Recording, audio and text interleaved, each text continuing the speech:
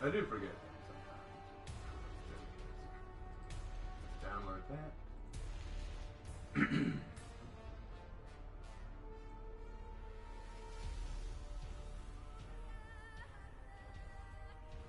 There we are. Let's get that.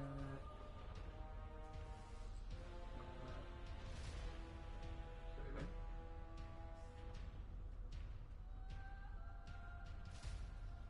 Now let's monetize this bad boy.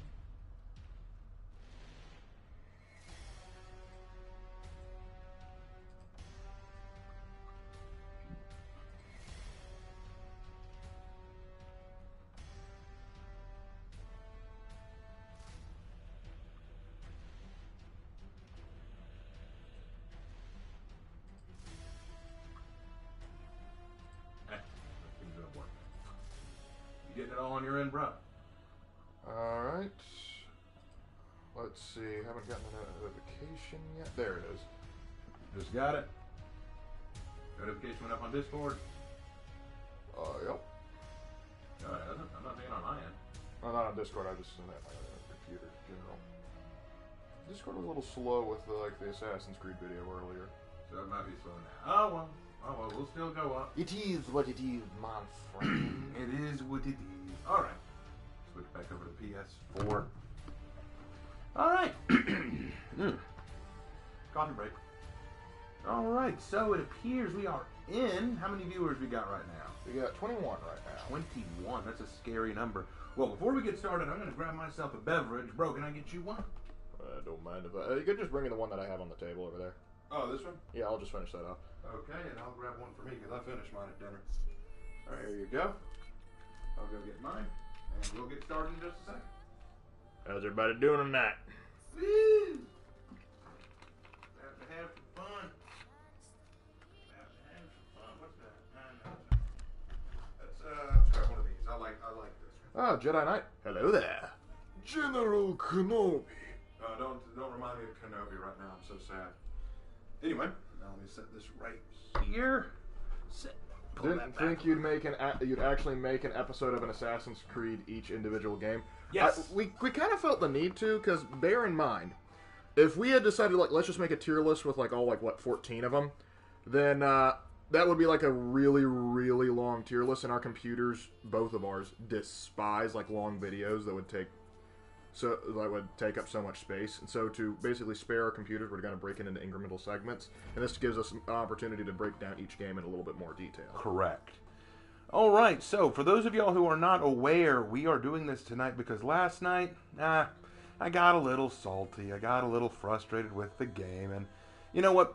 I have bad games, it happens, but I should hold myself to a better standard because as y'all have told me many times, y'all don't come to watch For Honor, you come to hear me. And because of that, I want to make sure that I'm always giving you my absolute best. And so for that reason, I am going to be playing For Honor again tonight, but I'm going to have a much better attitude. We'll have a better time, I think. Whether I win or lose, I'm going to try to maintain a better attitude. Okay? All right. So we're going in. We actually have some orders today. I've got to do Fearless Warrior, Agile Slayer, and Dominant Slayer. So I've got to get some kills. I've got to play as an assassin, and I've got to play as a Viking. So that could only mean one thing. Either we're going Shaman or we're going Zerker. You were pretty good at Zerker earlier. Yeah, Zerker's pretty close to the next rep, so I will probably go Zerk to go ahead and get her that much closer. I think that will be a good plan. What do y'all think? Think that's a good plan? Nah, y'all, of course it's a good plan. But looks like the team here is we got a lot of non-PS4 players here. That's about 5 PS4 players, 5 non-PS4 players. Okay, so it looks like it's an even divide on my team. And it looks like I've got the Five Nights at Freddy Purple Man on my team. And he would be playing Kyoshin. Okay, Zerk, you are a level 18, rep 25. What do you say we bump you up a little? I'm tempted to tell you to just go Kyoshins and then bully the other guy into doing it so there's 4 Kyoshins. So there'd be 4 Kyoshins. That's so mean. Get all the Kyoshins on that. All right. Anything going on in chat? Oh yeah, they're lamenting Kenobi. I have no words. It's like you basically came to us, Disney Plus, and you said, we're going to release a TV show about Obi-Wan Kenobi during his life on Tatooine and the adventures he had watching over Luke Skywalker. And the possibilities of that are endless. You could have Obi-Wan talking to Liam Neeson reprising his role as Qui-Gon Jinn. You could have Qui-Gon Jinn as a Force ghost. You could be having Obi-Wan struggling with the reality of the mistakes he made and about how he failed Anakin, since Hayden Christensen Anderson... since Hayden Christensen is back to play Anakin as Darth Vader, you could have him struggling with the reality that he gave up everything, struggling with his own hatred for himself. Because I've always seen Darth Vader as a self-loathing character. Like, he hates himself. So maybe he is just currently hating himself. Maybe there's a scene where Obi-Wan decides, you know what, I'm done hiding. I'm going to go find Vader and put an end to this. But gives up on it when he realizes it would mean leaving Luke exposed or something. Or maybe he has to find a way to deal with the Tusken Raiders. You know, there are lots of ideas you could do with that. But no, just like with everything else that Hollywood and Disney want to release, it's all a bait and switch. We're going to pull you in with a little bit of a fan service and a little bit of nostalgia, and then, nope, woke nonsense, right on your left. Discord just pinged. And the last word crosses the finish line. Oh, by the way, tomorrow is the Nethril King's birthday. The Nethril King? Yeah. It's awesome. Yeah. Happy early birthday, dude. Happy early birthday. I will be streaming tomorrow, but it won't be gaming. I'm going to be doing, for the first time in, I think, 2 months, Rainbow Six Cringe. Because the new operator has been revealed. They haven't released yet, but they've been revealed. And guys, I thought Osa was bad. Oh no. Oh no. No. No. No. No. I guess they're all gonna let me have this fight? No, no, never mind. Kyoshin decided to get involved.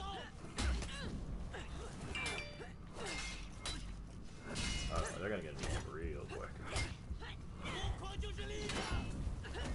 Oh god. Thank goodness for that switch. What a kick. Alright, well, you beat me, Tiandi. Kyoshin, you didn't need to get involved back there. Like, he had it. You got it. He still had it. I don't know why you had to get involved. Dylan, but I was amazed. Anyway, go ahead. You smashed another wasp with your AR-15? How common occurrence is this, man? This is a regular occurrence. I don't get it. Okay, explain this one to me. They're not ganking, but they're moving in a herd to go to Zone A. Tactical moral support. I guess. Or maybe they just didn't want to gank me because I was on my own. Awful nice of them. Oh, Black Prior came back to fight. No! Ooh, careful there.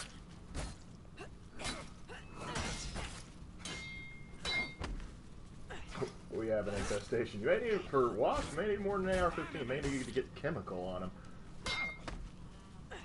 What books have you guys been reading? I've been reading Lord of the Rings. Good read. I've been going through a couple books right now. Like, you talked me into reading Shogun. Yep, Shogun's a good one. Right, I haven't finished that one yet. It's a long book. And I've been very busy these past few weeks. Very true, but it is a long book. It is a long book. I've actually been reading The 15 Steps to Leadership, which is a very fascinating book. It was given to me by our pastor. Nice man. Let's turn B around over here. Come on. Come on.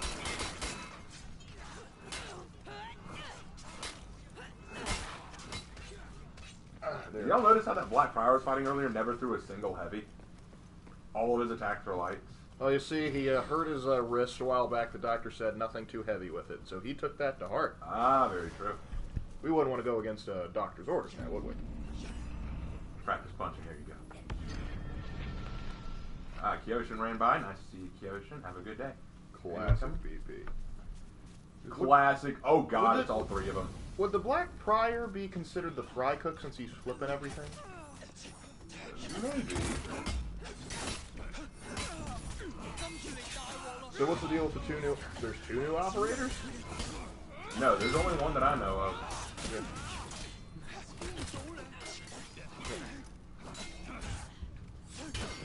Let's see. I read Sun Tzu's Art of War recently. I must say it's very profound. Well, with a book called The Art of War, you'd hope it would be. But yeah, big historical game changer there. Actually, when we were in high school, one of our teachers, Colonel Slack, he actually recommended us that we all read The Art of War. Oh, it's a very fascinating read. Lots of philosophy there on war. A lot of it I agree with. Some of it I think is situational, but, you know, it's still... I think Sun Tzu would have called a lot of it situational. Oh, yeah. But, you know, the whole idea behind Sun Tzu was he said that you don't want to seek out violence. You don't want to seek that out. Only a foolish country would actually seek war. But if you must go to war, do it so that you don't have to engage with the enemy directly. The greater warriors are the ones who win without ever having to fight. You know? Okay, here's an interesting question. Gosh, look at that. They're just all in the sea. Y'all are kind of children, aren't you? Okay. Do you like Godzilla? If so, who's your favorite monster in the movie, verse, or just any of the games? You lost Zone A.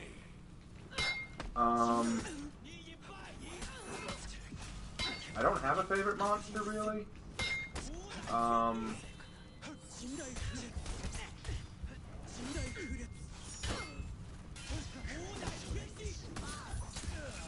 Someone explain to me how that works. He hits you, then your guy hit him. That was weird. But I've never liked, Kyoshin annoys me. Kyoshin is very, they don't annoy me as much as like, Aramusha does, but they do annoy me. You captured Aramusha and Kensei are the ones that always annoy me the most from the samurai. Well, Kyoshin gets on my nerves, no question. Because I think the problem I have with Kyoshin is it's so hard to punish them. The only thing you can do to punish them is if they go into their all guard.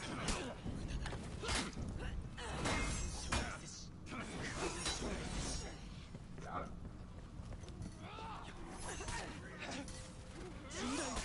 See, you can try to guard break them, but all they have to do is go into that move right there. You captured Zone A. Yeah, Kyoshin. The trash. Okay. Okay, who is the least annoying samurai to you, Raven? The least annoying? Yeah. That's the thing. I want to say this. I know it's going to sound mean, but it's true. All the samurai are OP. Of all the factions, if you had to say which faction is the most OP overall, it is the samurai. They have the most OP characters. They have Shinobi, ungodly powerful. They have Kensei, probably one of the best vanguards. They have Shugoki, the god of hyper armor. They have Itakiri, the second god of hyper armor, with a literal one-shot killing feat. Oh, hi.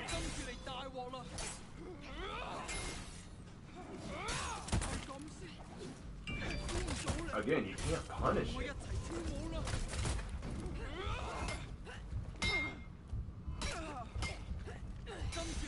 How did you, man, I'm always falling for the light berries. Ubisoft must be a believer in the glorious Nippon steel folding. But yeah, then they have Nobushi, who literally has undodgeable heavies on any second attack, which are very hard to handle, and they are the bleeding champions. They have Aramusha, who I think is ungodly irritating. They have Orochi, and even though they nerfed them to not have 3 lights anymore, they're still the most light spamming characters I've ever seen. Your team rallied. You captured Zone A. So that's annoying. They have Kyoshin, again, annoying. Like, genuinely, all the characters in the Samurai annoy me to some extent. Some of them I get, like Kensei's growing on me, Nobushi's always been one of my favorites. But all of them I feel like are OP. Whereas with the others, I can point to at least one character from any other faction and go, they could use some more. Like, Shinobi? Like Shaolin? Yusha? Could use some more. Valkyrie could use some attention. Valkyrie is fine in my opinion. She doesn't I don't hate her, but I don't love her When's either. the last time she got an update? It's been a while since she got an update. But Warlord is the one I think needs some help because all he is a turtle. He is just a turtle. That's all he's good for. And let's see. For the Knights? For the Knights, Conk, I feel like should use an update. He just got one. Not yet. Oh, it hasn't dropped yet. Yeah, it's still just testing ground. Yeah. Networking says, I think PK's better at bleed. Nobushi may have more frequent bleeds, but PK's bleeds can be much more punishing. For me personally, I think that's the fact that you can get that it's easier to get for Nobushi, not to mention the range. Like, if you don't have to work near as hard for those bleeds, so you can make the bleed happen more frequently.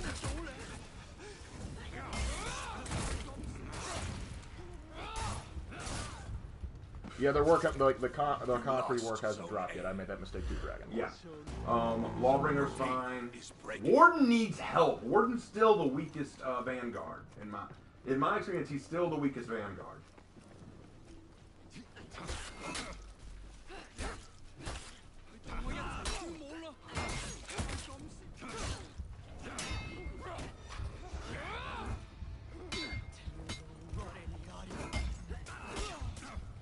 Cheers Ever says, I perhaps really think they need to rework Warden heavily. He's easily the most boring of the Vanguards. I can't stand playing him for more than a couple rounds. At least give him some dodge life. Well, yeah, but that's the thing. That's the thing that I hate. Warden has nothing to him. His only thing the only thing Warden has is his shoulder bash, and it's so easily countered. Just light attack it. Once he starts to build up a shoulder bash, light attack him. Because either A, it's going to knock him out of the shoulder bash, or B, he's going to have to force himself to do it quick, which only gives him access to a free light. And then and people go, oh, but what about his hyper armor heavies that he can cancel out? Most people just know better than to try to whiff it, you know? It's one of those things. Like, I feel like Warden, the people who complained that Warmonger was just a better Warden, it's true. You know, Warden needs help. Warden needs help. I know they said, oh no, we buffed him, he's now good. He is not good. Warden is still a sad case. He's like the one who, he's the character you play when you're new to the game and you want to learn the basics, but he needs something to help him, really. Like, maybe give him, like, you know how he has a crushing counter on a top, with a top light? What if you give him a crushing counter from any side, like Highlander? I feel like that might help him. Maybe instead of all these shoulder bash, maybe give him the ability to soft feint out of a shoulder bash, you know? Something? I don't know. I feel like he just needs help. He needs so much help. If Ubisoft were ever to sell For Honor, which company would you choose to buy it? None. I don't trust any gaming company. In fact, I don't trust Ubisoft either, but Ubisoft is the devil we know right now, so we got to deal with it. That's true. Ubisoft, based on the mistakes they've been making with Rainbow Six Siege and a lot of their other games, no, I don't trust them. I'm surprised For Honor stayed so good this long. Opinion on the new material? It's okay. It's not as good as some of the others that come out with. Papyrus, it's okay. It's okay. All right, let's do an assassin. Let's do an assassin from another faction. Let's hit up who to go? They've got 2 samurai and a knight, so I guess I could do a knight as well. Let's do PK. Let's do the PK. Warden has barely changed from the start of the game. They've given him one new attack and maybe given him some dodge thrust or some more thrust attacks or ripostes. They have taken away his ability to backstep into a shoulder bash. They've made it so that he can have unblockable heavies as a second attack. They have given him a little bit of hyper armor on a fully charged shoulder bash. That's it. That's all they really changed. That's all the meaningful stuff that changed. They might have changed. Oh yeah, they also increased the number of ways he can go into a shoulder bash. Like, he doesn't just need to dodge into it anymore. He can do it after any light, heavy, or zone attack. So technically, he could keep the shoulder bashes going all he wanted. The problem is, again, waste stamina, and I don't think it's viable when you compare it to Kensei and their long range, super fast triple light attacks. And a literal feat that makes them unblockable for any attack. Then you have Raider, who is now the god of Vanguards, I'm convinced. You have T.on.D., who is the dodge queen/king, who can do undodgeable light dodges, a really complex dodge heavy, a dodge forward light, a bash that grants a free light. It's insane. And then you have Warmonger, who, whether you think they're better than Warden or not, has infinitely superior feats, which can actually counter ganks.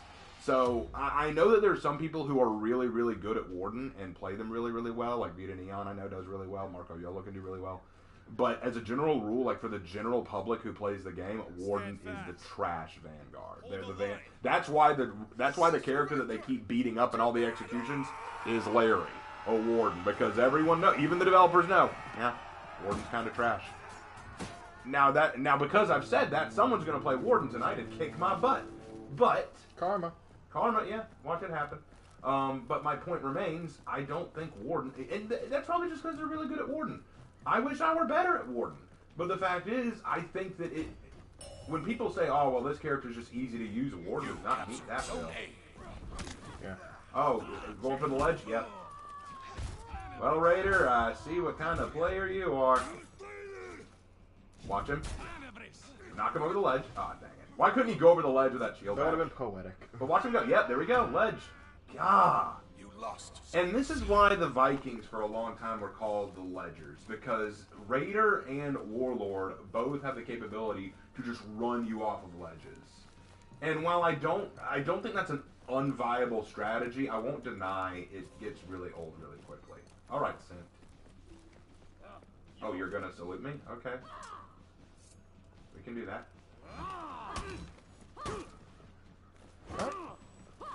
Rockwood Zabber says, TIE sucks right now. All of his offense is entirely reactable. Reactable. All of Kensei's immediate offense is reactable. Warden, Raid, Hater, and Warmonger are the only vanguards with unreactable offensives. Okay.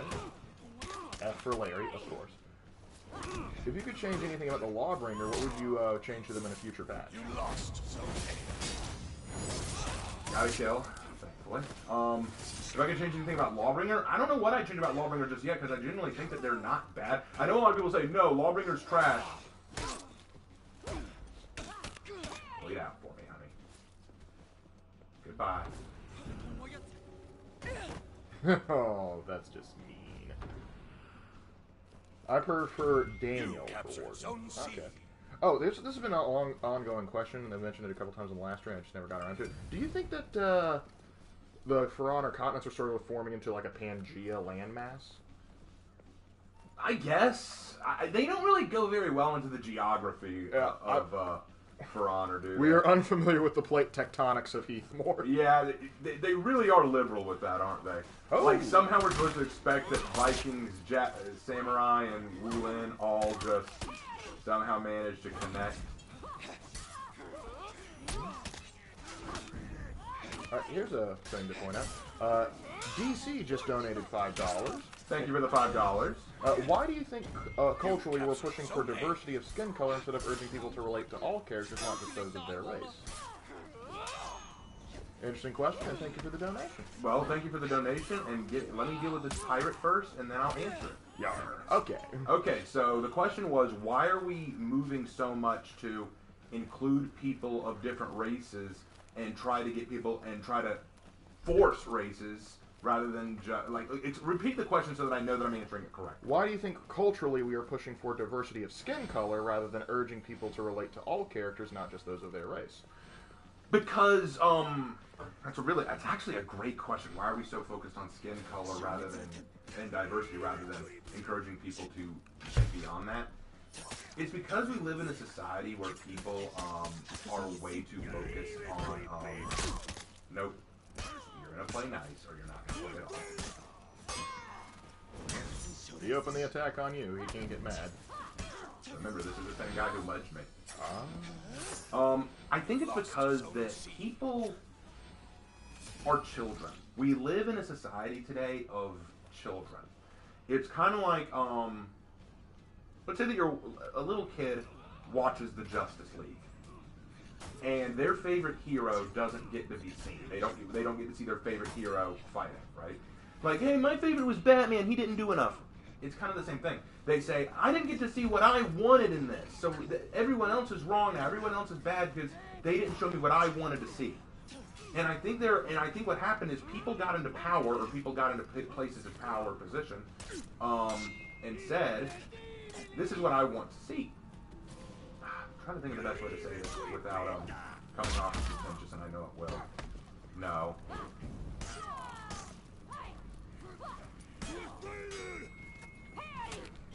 You captured Zone C. That would have been hilarious if you made him lead and then drop him. Okay, good. Good fairy. Wow.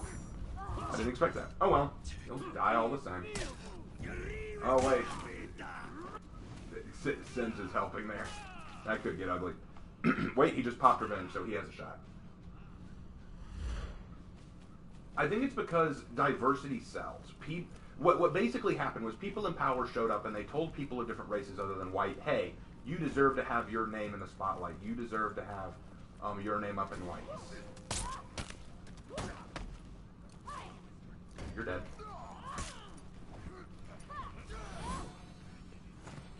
How does it feel, son? I think the other issue, like, is not only the my point was, I think that they said you deserve to have your name up in lights. You deserve to be seen. Not being seen is somehow hateful to you. Don't you want attention? Don't you want to be held up? Because they've convinced them that, hey, if you see a black character or an Asian character or a Hispanic character, someone who looks like you, that is somehow validating you. They don't encourage you to think from the other perspective, because to encourage you to think from the other perspective is to acknowledge someone else different from you may have something meaningful to say. So it's kind of like, think of it from this perspective. If it's very easy to say, hey, look, the Nazis are evil. The Nazis are bad, evil. They did terrible things. They hurt the Jews. They hurt the Gypsies. They hurt a lot of people, right? Okay. But what if someone said, you know, the Nazis might have a story to tell? I'm not saying that what they did was good. I'm saying, what if we tried to understand what turn of events led them to that? What part of their culture, what part of their leadership, what part of their government led them to this position? Well, no, we can't do that. We can't talk about that because that's validating the Nazis. That's giving them validation. That's giving them affirmation. That's somehow making it seem like we support them when really all we're trying to do is understand them. Because at the end of the day, the Nazis were human. The things they did may have been terrible. At the end of the day, they were still humans. Flawed humans, but humans. It's the same thing here. Now let's take it to this position where we say, okay, white people have done bad things in history. And it's true, we have. But can't we still respect the fact that white people may still have something to teach us? Black people have done bad things in history. But does that mean that they still can't have something to teach us? No, because the reality is they want to create an other. They say, look, these people, like white people in this case, have had their time in the spotlight. They've done all they need to do. They have shown themselves to the world. They have gotten all the media attention. They've gotten all the representation that they possibly could need. Now it's everyone else's turn. And my response to that is, why is that a priority? It should be about what can we learn from each other, not just racially, but culturally. Like, for example, there are white people who live in the northern United States, and there are white people who live in the southern United States. But there is the stigma that the South is somehow racist. Let me be fair. Let me be very clear here. I've lived down here my whole life. I've met very few genuine racists. I have met very few genuine racists. And the few that I have met are usually disliked by the rest of our community. So I don't know where that comes from, but it becomes this way of looking at us. Now, the way to fix that is to say, well, let's have a story from the perspective of a Southern family or a Southern people and try to tell it like it is. No, that's just a stereotype we want. You white people have had your time in the spotlight. You white people have had your time in history. That was the Confederacy. You botched it. You don't get to have another chance.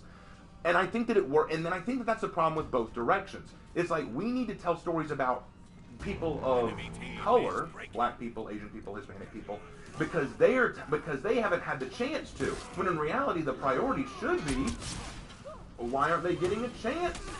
Why aren't they getting a chance to share their stories? Why aren't we having a chance to share all of our stories and all of our experiences? The priorities have all been skewed up. Run away now.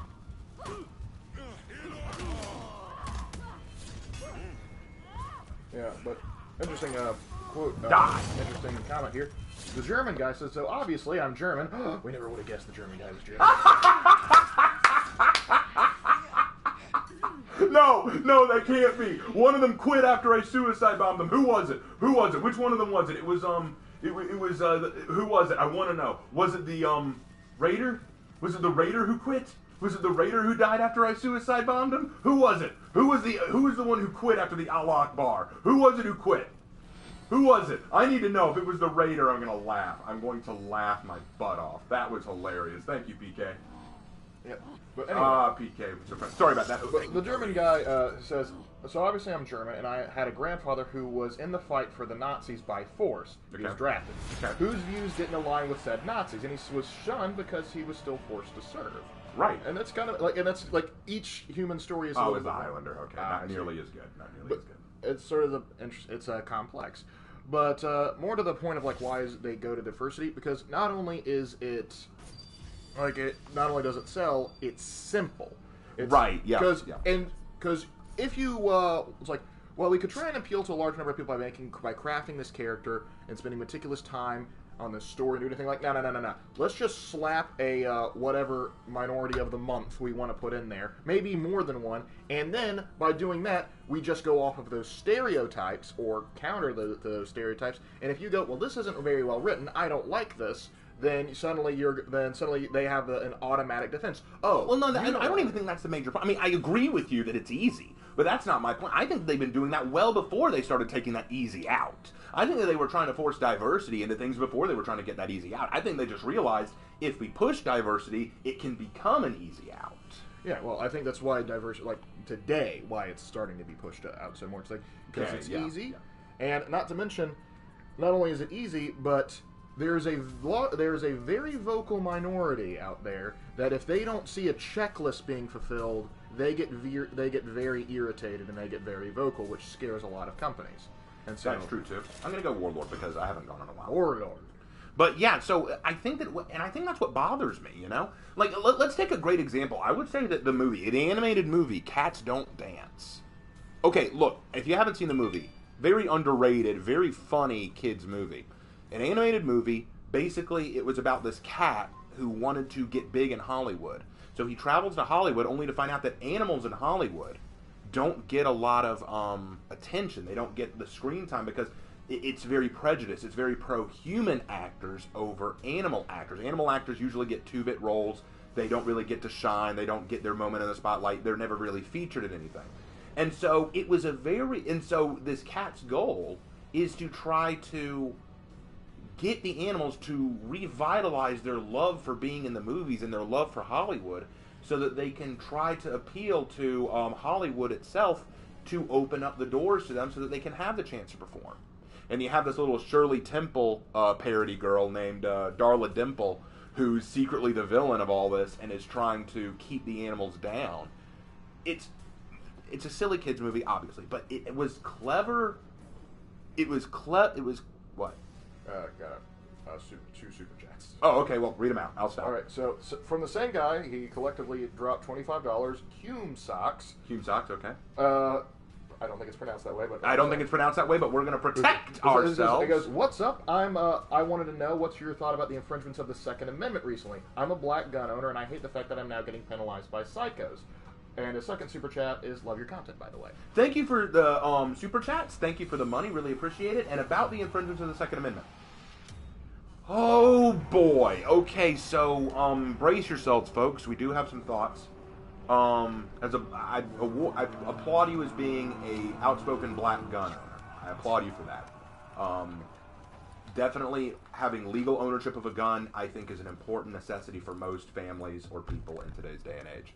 We live in very difficult times, and I wish that I could say we don't need to own guns, but any smart person on this planet knows that they have to defend themselves somehow, some way, and guns are the great equalizer. And for some people, that guns are a good way to put food on the table. Correct, so. But okay, so my point is this. What has happened recently with these mass shootings is unbelievably sad. It really is. I feel so bad for the families.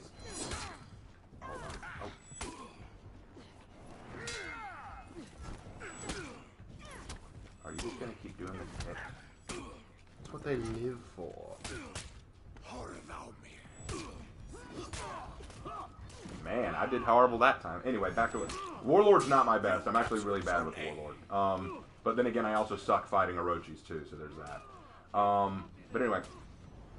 More to the point. The mass shooting things that have been going on, like in Texas and where was the other one? I forget the name of it. In Texas, it was also in Buffalo. Buffalo, that's right. Buffalo, New York. Sorry, I forgot. It's awful. It is absolutely atrocious and it's terrible. But let me be very clear about this. Guns have saved more people than they have hurt. I know that sounds hard to believe. Get away from me.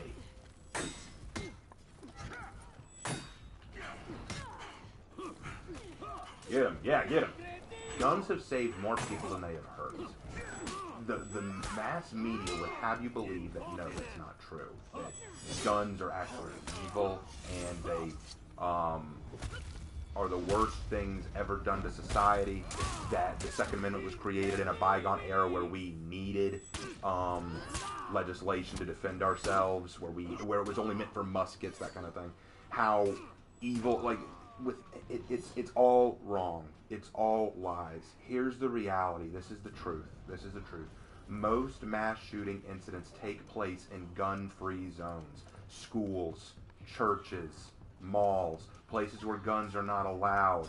So even if there was heavier gun restrictions, it wouldn't have changed anything because the guns were already banned there to begin with. And you'll notice in a lot of the states they take place, there are already gun legislation bans. Now Texas is obviously an outlier on that, but I love what the Texas governor said. I think it was a governor who said, we're not going to take away gun ownership rights. In fact, if anything, we should give more rights to, if anything, we're going to give more rights to the people who have guns, because you know how you prevent the bad guy with a gun? You have a good guy with a gun. You want to know the people who stopped the Nazis? Good men with guns. You want to know who stands up and fights off the mean school shooters? The good cop with a gun, the SRO with a gun. You want to know who saves people time and time again in this society? The good guy with a gun. The reality is that the gun is not the killer. The man with the gun is the killer. If you put a gun in the hand of an evil, wicked, demented man, yes, he's going to do wicked, demented things. But if you put a gun in the hand of a man who is righteous and wants to defend the people he loves, he will use that gun to the right reasons most of the time. That's why gun ownership requires a lot of care. It requires a lot of training to make sure you understand what you're being given. It makes sure that you have to, there's a lot that goes into owning a gun. There's a whole lot that goes into it. And just saying, because this one atrocity happened, we need to take away the rights of law-abiding individuals. Let me make something very clear. I'll be for a second here. If you ever take away the right of the people to protect themselves, you only make it easier for the criminals. You only make it easier for the criminals to get their way. Because you basically disarmed the people they now want to hurt. There was this great scene. It's a sketch. It's a comedy sketch. But it is so well done. I love it. Where these guys sneak into a gun selling place. Like, oh yeah, it was always Sunny in Philadelphia. Like Sunny in Philadelphia, where they sneak into this gun place where they're selling guns and stuff, a gun show, and they try to prove that they can buy a gun super easily, and the guy points out, you really can't. There are lots of things you have to do first. And so this guy pulls his own gun and says, you're going to give me a gun right now. And every person in the room pulled a gun on this guy. Does that not show you why mass shootings might not happen if more people were armed? If more people were armed, they might think twice. They might say, you know what, maybe I should think about this before I act. It goes to the old saying, a polite society is an armed society. But the point of the fact is, like, a lot of people were talking about how they're saying, like, they don't think that taking away weapons or tools should be doing it. And you actually said a great quote at one point. I don't know if you got it from somewhere, if you guys came out. You said, like, you cannot stop evil by removing a tool from his belt. He will just simply find another tool. Exactly. Yes. I made that up, I think. Yeah. Even if like, get that on a shirt. Even if hypothetically you could, like, somehow remove all the guns for the United States of America, you can't. But it's like, it was too difficult to do. There would still be some missing, and not to mention, there's enough workshop boys out there that know how to, like, make them themselves. I've seen people create their own ad hoc guns. I remember at one point they were doing, like, a tour of a prison, and they showed that some of the more creative inmates actually created, like, 38 caliber guns. Well, here's the thing. Now, this is my point there. Let's say that you actually did disarm every person in America. I see two problems. First of all, okay, who are the armed ones? Who provides law and order? The police? They're the ones with the guns? What if the police become corrupt? Who's going to stop them? Who's going to hold them off? Who's going to stand up to an oppressive state? That was the point of the Second Amendment. Not just to defend your home, but to stand up against the potential of an oppressive regime. That was the point of it. So if you take away guns from the modern people, what happens when the police come for you? And it's unlawful. Who's going to stand up to them? Who's going to stop them? Who's going to fight for your rights? Who's going to fight for your family? Who's going to do it? Well, not you. You gave up your gun. And the second problem I see is, let's say that you take away guns. You think that a person who wants to hurt me is just going to run away screaming? Because, oh no, now I don't have a gun. Oh no, what am I going to do? Well, thank God I have a baseball bat. Thank God I have an axe. Thank God I have a machete. If someone wants to hurt you, they're going to find a way. But the biggest problem of all, is just the retardation of the idea that because you make a law that says you can't own guns anymore, somehow that's going to translate as, oh, well, we can't own guns anymore. Oh, you're bound. You're having a respectful fight. I'll leave you alone. I'll leave him alone. He's earned the right to a respectful fight. You think that the criminals aren't going to carry a gun just because you make a law? Like, all right, guys, let's go rob this bank. You got your guns? Oh, dude, they made a law that says you can't carry guns. Oh, gosh, you're right, they did. Gosh, and we wouldn't want to break a law, would we? I mean, we're about to go rob a bank and clearly be lawbreakers. I wouldn't want to break a law by carrying a gun. Man, that's not right. Let's not do this anymore, okay? What makes you think that? I love this asinine response. I don't remember who said it, but someone said it. The best way to make people give up guns is to put down guns yourself, because it is human nature to be kind. It is human nature to be good. And so if you put down your gun, the criminal will put down their gun. You know what I call that? I call that playground logic. I call it stupid. And I guarantee you, a much better idea would be to take that gun you just put down and aim it in your face. It would make the job easier for the guy in front of you. You think, no, you know what that's called in war? That's called surrender. When you lay down your arms, that is called surrender. So no, you shouldn't be ashamed that you own a gun, and no one should have the right to come to you and say you need to give that up. If someone comes to me and says you need to give up your gun, I'm going to cock that gun and say, take it. Just try it. Because the reality is that is the moment when the Second Amendment matters most. When the big bad guys in suits show up to say, you can't do this anymore, you can't own that gun anymore, you need to trust the state. I don't trust the state. The only person I trust to take care of me is, shocker, me. So I don't trust the police. Okay, no, here's the thing. I respect the police, but I don't respect the police.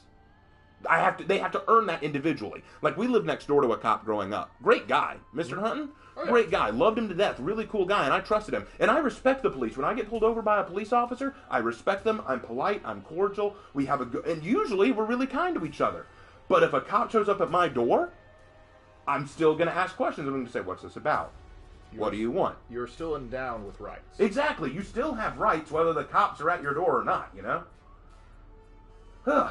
Man, that turned into a longer rant than I expected. And it's not even a breach match yet. I know, it's scary. We're having a lot of fun tonight. Ooh, Cume Socks dropped another $20. Thank you. Thank you for that. Big government equals bad government. BLM or LGBTQ, Proud Boy or Old Style Christian, left or right politically, you have the right as an American to protect yourself. Thanks, man. We appreciate that. Agreed, 100%. And Dr. Calibrations just dropped $5 himself. Says, all it takes to make a ranged weapon is a sharp rock, string, and 2 sticks.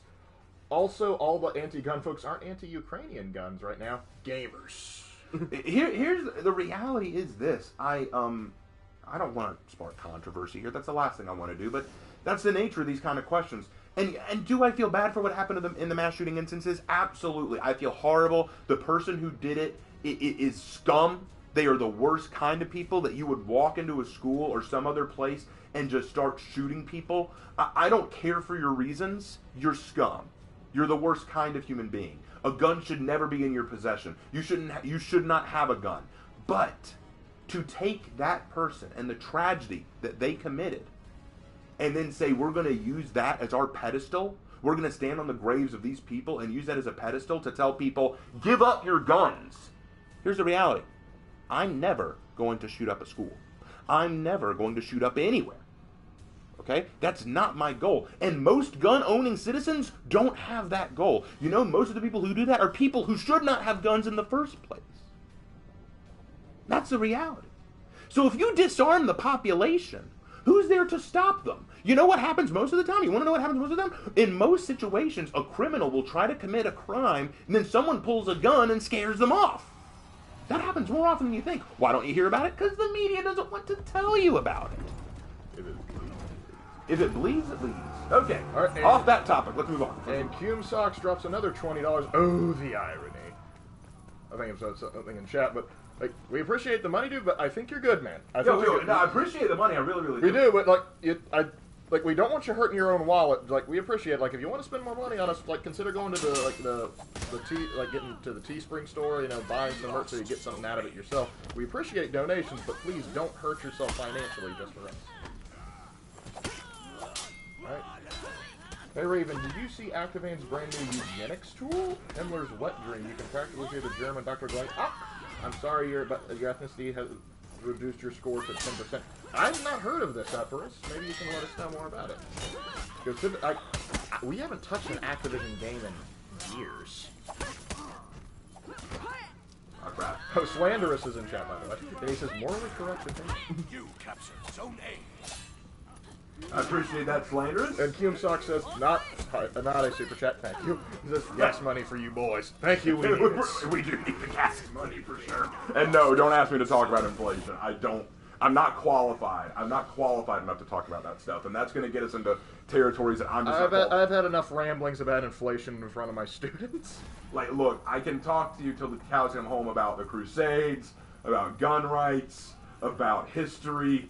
I can talk to you about that stuff. You asked me to talk to you about inflation. I'm gonna. Here's an interesting. Like, do you think that a test should be taken to see if you should own a gun? And I go, in principle, I understand the logic behind that, but my issue with it is like, who's the one administering the test? Because like there was a while ago saying like, hey, we should just put like, you know, use like the no-fly list as an example. Like say these people can't own guns. Man, and the idea was like, that sounds like a good idea. And you realize like anybody can get put on the no-fly list, and there's no clear way to get off. If it was like, say, like, hey, someone has gone through the legal process, like they have been tried and found guilty of a crime, and their right has been stripped away because they were found guilty of a crime, I think that's another thing all entirely. But a test, that's a little rough. Like what does the test entail? Who's the proctor of the test? How do you make sure there's like no shadiness going in the back? I didn't even know that, DC. All right, we're not doing well this match. It's not just me, thankfully, but then again, I'm not great with either. Like, I'm playing all the characters I'm not good at tonight. I need to start playing some of my better characters. Yeah, perhaps.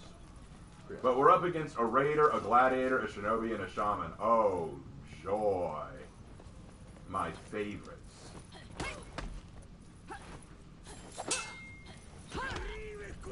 Oh, Hammond just dropped $2. Happy birthday, you skooma cats. We're Khajiit now! Khajiit has wares if you have coin.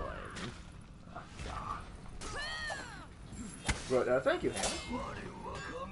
They're asking if you could play Highlander next match. I think that could be arranged. Okay, the real question we need to be asking is, who can replace the story and character writers for R6? Now that's a real question right there. Who would we get to do? You know, if there's only one person who I would trust to save Rainbow Six right now, Russian Badger. If anyone could breathe some nonsense that would save the game, it would be Badger.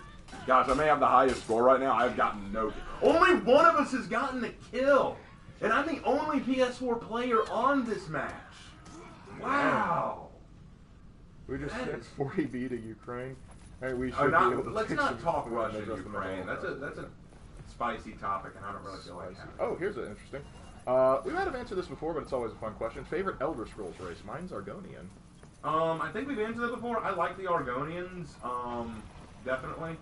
But I'm also kind of a Nord guy. Like, I like the Nords. I'm kind of like partial to like any human. Like, honestly, as far as like traits go, it depends on like what you're trying to go with.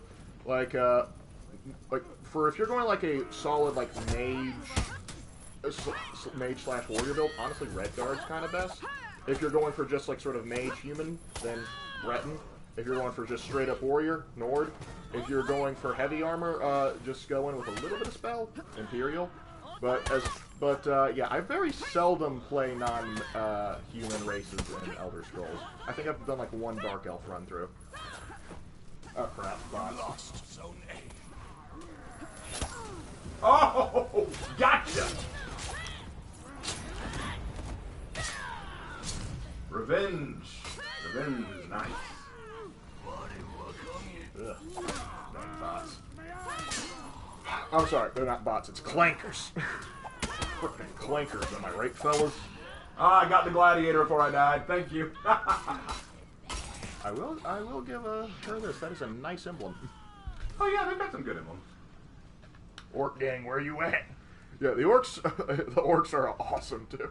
Actually, I like the culture. Well, orcs have become kind of an interesting phenomenon lately. Because here's the thing, orcs in general, I mean. You captured Have y'all Zone noticed it? I looked this up not long ago. Apparently, female orcs have become a very popular thing in like D&D circles. Oh yeah. I actually have like for my D&D group, I have like a planned half orc character that I've.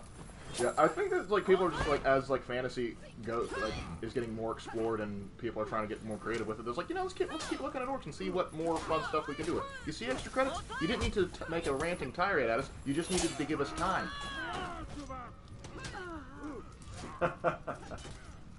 Okay. What do you think the next season in For Honor will be about? Nope, not answering it. Moving on. Next question. I'm not answering that. I'm tired of getting that question. I'm not answering it. Heyman dropped another $2. Thank you, by the way. Thank you for the $2. Heard of the new Transformer movie? It's Beast Wars. I have not heard of it. I have lost all interest in Transformers, okay? Transformers is dead to me. I have no real desire. Oh, yes. What the? Lost Zone A. And Hammond, of course, also says, Is breaking.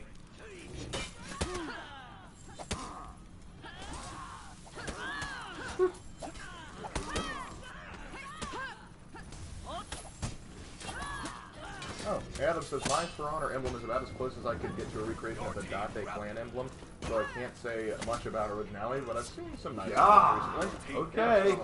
And now we have awakened the orcs, the 40k orcs in chat because they're going, I'm feeling a lot of salt from this match. Like, look at the scores right now, guys. Oof.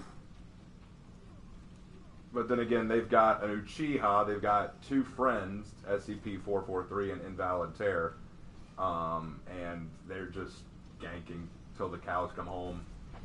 Wow. And when do the cows come home? Okay, well, enjoy your win. I just feel a lot of salt from you guys right now. Defeat. I can't really talk because I was salty yesterday, but dang, that was actually kind of pathetic. Oh, enjoy your win. You kind of. Do they deserve it? Can I say they deserve it? Well, at the very least, the Gladiator has a good taste in signatures. Yes, that was a good signature, for sure. Hey, what's 40k? German guy, you don't know what 40k is? You don't know what Warhammer 40k is? That's kind of scary, kind of sus. I call that a little heretical, in fact. The Inquisition will be visiting you shortly. It's a sci-fi thing. It's a sci-fi tabletop game, but not really. It's expanded out past that. Great lord. Oh, the two friends quit. That doesn't surprise me. Oh. That's what they always do. They come in, they win a few times, and they quit. Well. No, the ones that get me are the ones that act really toxic, but then they pull out before they can get schooled in the next round. Oh, Slanderous has an important question for you. Do you think Kaido's going to get up? Based on, in the manga? No, he's down. Kaido's done. Kaido's freaking done, man. Kaido and Big Mom are done. That is over. I think Wano is finally done. I think we're finally reaching the end of the Wano arc, guys. I keep up with the One Piece manga, and when I saw Luffy's new Gear 5, I was like, oh my god! I wasn't sure what to expect. At first, it was kind of like, I don't know how to feel. Now I freaking love it. I love Gear 5. I love Joy Boy. It's so freaking awesome. Because at first I was kind of like, I don't know how to feel about this. But then I saw what he was. It's all a nod to like Rubber Hose animation. It's so funny. I loved it. Yeah, and German guy, if you want to know, take basically any fantasy and then make it a sci-fi setting, and that's pretty much Warhammer 40k. But then add Grimdark. That's very dumbed down. I know, but if you've never heard of it before, how do you start? Okay, here, I'll start. I'll explain. Warhammer 40k is basically 40,000 years into the future. 40,000 years into the future, mankind has learned how to colonize the stars, right? But we're not alone in the cosmos. There are lots of other races out there. The Eldar, which are basically space elves. The Orcs, which are exactly what you're thinking. This group called the Tau, which are basically narcissistic space communists with blue faces. You've got the Tyranids, which are basically a hive-minded bug race which wants to consume all biomass. So you got them. And then you got... who am I missing? But while you're going... Hold on. Let me finish. But who am I missing? Super chat. Okay. Hammond dropped another $2. With his explanation, basically it's Buzz Lightyear with blood and demons. No. Thank you, Okay. Hammond. Okay, so... But none of these races, none of these groups get along. None of these groups like each other. And they all believe that the others need to be exterminated for there to be peace in the galaxy. Now, behind the scenes of all of this working are chaos gods who live in an alternate dimension called the Warp. There are 4 of them that we know of. And their names are Khorne, Slaanesh, Nurgle, and Tzeentch. Now, the idea is that humanity wants to try to find its place among the stars. The one who's been leading humanity, the Emperor of Man, who's basically the closest thing to a god we have, but is still a mortal man, was betrayed by his own sons, the Primarchs, and he is now a corpse sitting on a throne. Mankind still worships him as a god because they believe he is still alive and somehow still interacting with the world, even though he can't speak to anyone or do anything to interact, right? So, the Emperor of Man is the seat of all of man's position and power and station in the galaxy. Here, I'll there we go. Oh, sorry, I got distracted. So the whole idea behind Warhammer 40k is it's basically the story of how these races are all fighting with each other to claim dominance, while the Chaos Gods and the Warp laugh and relish in the carnage.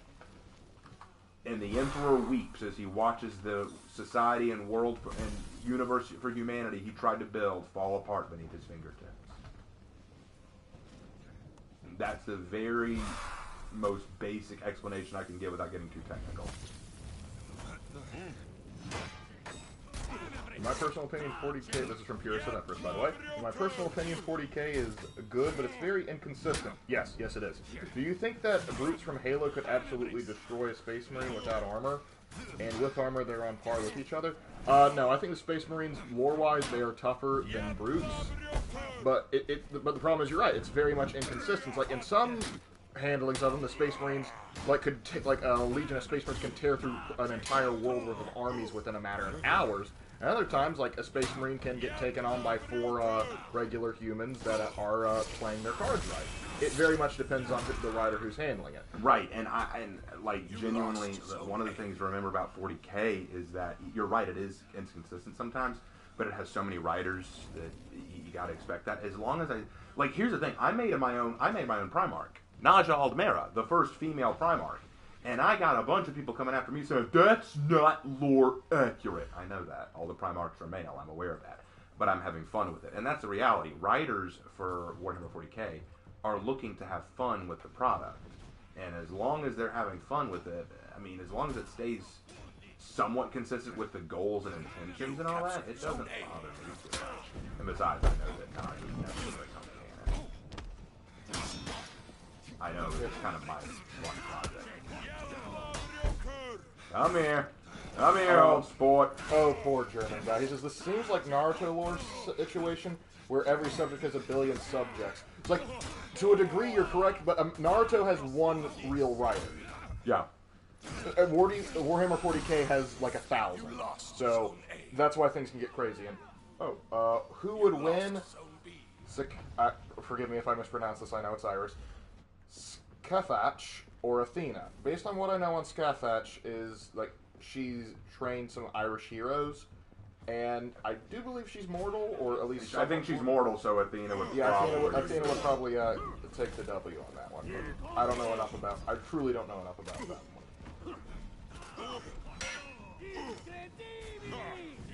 I think the worst thing that I've heard that kind of broke 40k for me is that apparently Marines don't give a toss about regular humans, which makes me sad. Depends on the chapter. It does. Like if you're with any member of Vulcan's boys, the Salamanders, they adore humanity, and they will do anything to defend it. Like the Salamanders, their Space Marines will go back and continue to live with their original families that gave birth to them and look after them because they have such a strong connection to it. The Ultramarines respect humanity. The let's see, who else with him? The most of Sanguinius's boys respect humanity. Some are more indifferent to them. Some just sort of tolerate their existence. It very much depends on who you're working with. So yeah, so not all Space Marines hate humanity. That's a common mistake. Just like because it kind of goes along with memes. Like a lot of people think like Death Corps Kree like legitimately are suicidal. They aren't. They are willing to do whatever it takes, and if that means they die in the process, they're willing to let that happen. Oh yeah, the Lamenters are another good example. Probably not the nice part, exactly. What's the question? As a could I join you in that? We're not in a position to do that with the internet, because like when you were doing Old Republic earlier, that was very messy. The Old Republic kept messing up on us. Yeah, I don't trust it. I don't think it's gonna work. Intriguing. 40k lore is going to be my entire weekend. Oh, it's not just a weekend, buddy. Like, it took me an entire semester of college just to, like, get a vague notion of it. First, what happens is you start looking up memes. And then you, like, once the memes you start noticing trends in memes, you start looking stuff up on wikis. Then you start looking stuff up on YouTube to hear people explain it to you. Then you finally say, okay, I'll get an audiobook of it. And if you start with anyone, start with Caiaphas Cain. That's the easiest into it. It's also probably one of the best series. Well, you do need to look on the macro, too. You do need to look on the macro, but Caiaphas Cain is very much the micro. It does, but it's still like you still touch on most like you touch the Tau, you touch the Tyranids, you touch the Orcs. You touch on them, but you need to understand the macro how it all got to be this way too. Yeah. You captured Like Zone only B. one of the Caiaphas Cain books really deals with the Space Marines. That is true. And you can't really have Warhammer 40k without the Space Marines. But if you want a good YouTuber to sort of look at Major Kill, he's very crass, but he does good brief explanations into the lore. I'm not doing it like that.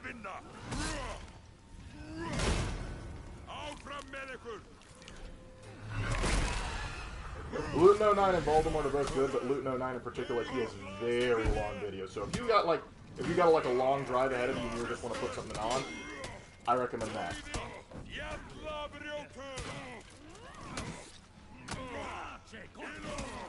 Oh, no, I do honestly think that a Brute on Space Marine fight is equal. Brutes are absolutely insane war-wise, and they are stronger than Space Marines in terms of raw strength, and they are fast as elites. Nope. Space Marines. It's like, listen, if you look at like the nonsense like the Space Marines are capable of, they beat the Brutes. Because wait, are we talking about Brute from Halo? Yes. Not even a contest. I respect, like, they might do some crazy stuff in lore, but the thing is, these Space Marines are insane. And that's before you even get to like stuff like the Primaris Marines. Like literally fighting for literally days on end without any form of rest. They are superhuman to the point like they can lift like thousands upon thousands of pounds and it not be a massive issue. Not to mention their guns, bolters, like their weaponry puts almost any brute or anything in the Covenant to shame. And you're really going to tell me that any of the weapons of the Covenant could go through the power armor? Yeah, the Ceramite armor is like, it's like there's a joke around like 40k, just like it's so over the top. Like, unless you're like getting into like superhero territory, you're not going to be able to touch them. Like, let's be very clear: the Brute's primary weapon is like the Brute's primary melee weapon is the gravity hammer, right? That thing that can hit like a tank. Okay. The Space Marines dual wield those. Yeah, not that the Brutes aren't tough customers, but also another thing that they don't have that the Space Marines have over them is intellect, because the Space Marines are very much capable of advanced, crazy strategy. Very few Brutes have been shown to get like Atriox is the exception, not the rule. Your team rallied. Oh man. No.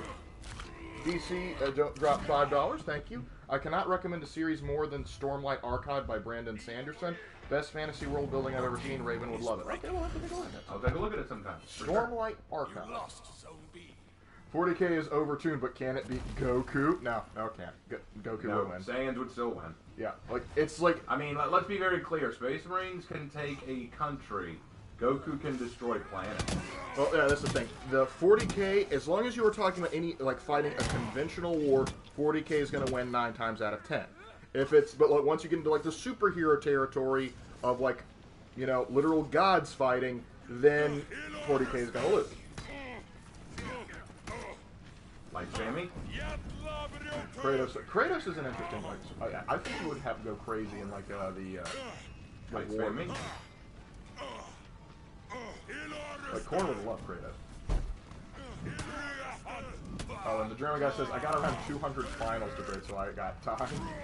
Well, good luck with those. I know what that's like. Well, we lost again. How many wins have I gotten? Not many tonight, I don't think. I know you have one. I think I have 1 win. Out of how many? 4? I don't know. It was kind of like last night again. What a shame. Yeah. I don't know. I thought I'd do better, but whatever. Oh, Space Marine versus Pirate from For Honor, LMAO. Oh, Pirate wins. Totally. Pirate wins. You Frodo got the warp and the... No, we brought up the Tyranids. We brought up the Tyranids. I mentioned them. How did we get to talk about 40k again? We were starting going, wah. And so... We were talking... Oh, speaking of orcs, y'all seen, like, the String Storm stuff? Oh, like, yeah. Have you seen, like, this, like, String Storm? He has a 40k idol competition. And they did a female orc singer. That to me... That was hilarious. Not the best song. But it was the funniest... Because here's the thing. All orcs are male. They don't have females because they reproduce by spores. They just basically drop spores from their bodies, which grow into new orcs. They don't have females. So it's so funny to me because I was like, how are they going to have a female idol for an orc? But the way they did it is the funniest way I've ever seen. So basically, this orc goes up to his... Oh, wait, let me pick my warrior first. Let's go...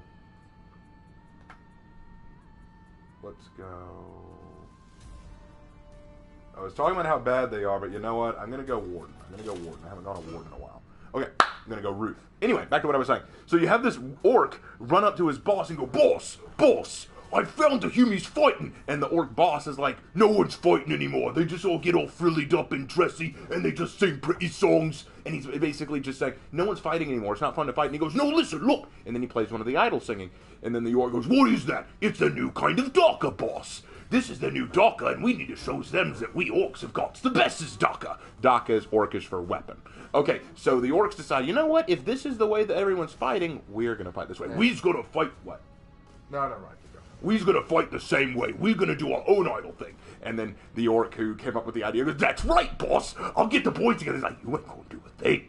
Get him, boys! And then they all jump him and dress him up in these really girly kind of punk pop star clothes.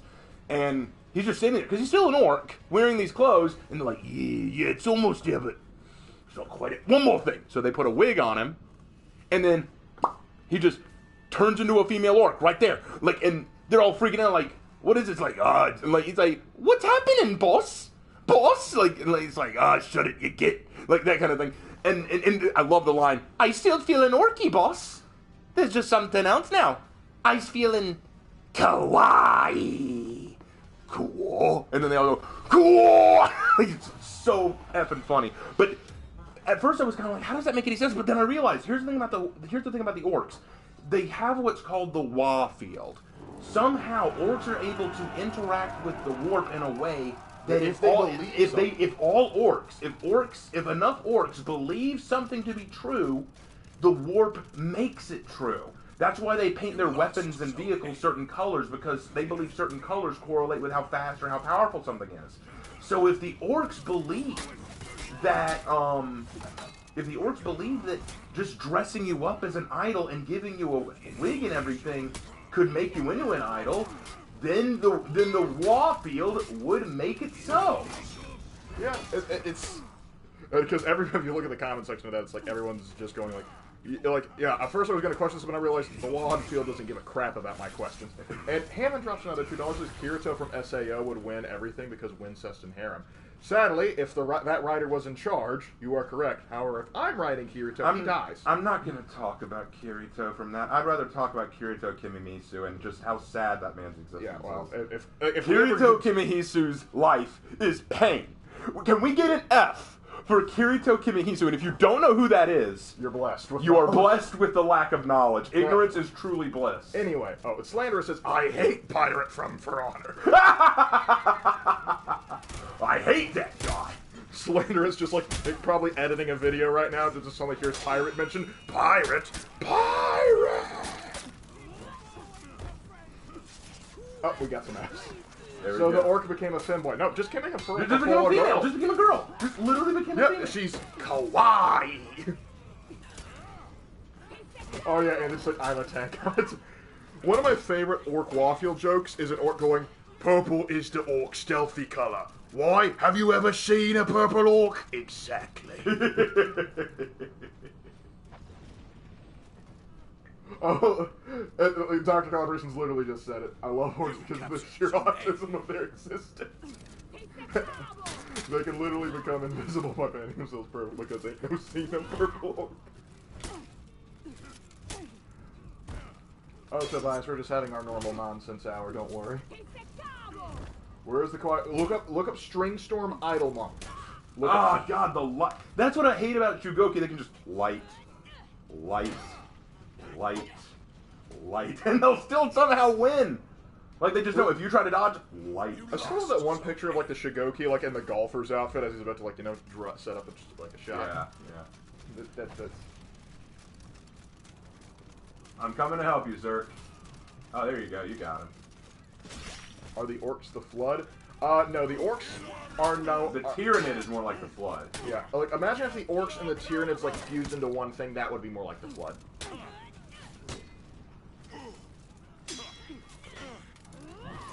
Lost Zone C. What the heck? Where did you come from?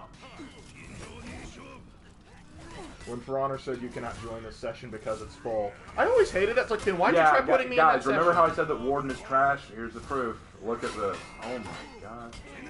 He just has nothing going for him. He's the weak. Ubisoft, if you're listening to me, help Warden. Help this poor bastard. Give him some hyper armor. Give him an undodgeable. Give him something. This I want to start a GoFundMe page to help Warden. Are we gonna get like one of those like ACPA commercials where it's like every minute a Warden is dying because their move kit is trash? Donate now.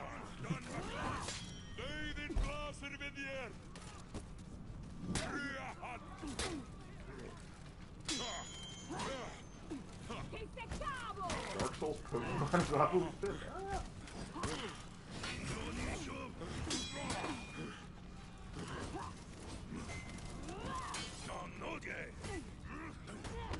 I really hate is like there's a lot of sweet like it's not just Warden but like a lot of characters have like very sweet combos but if they involve a heavy you're probably gonna get parried at this point in the game.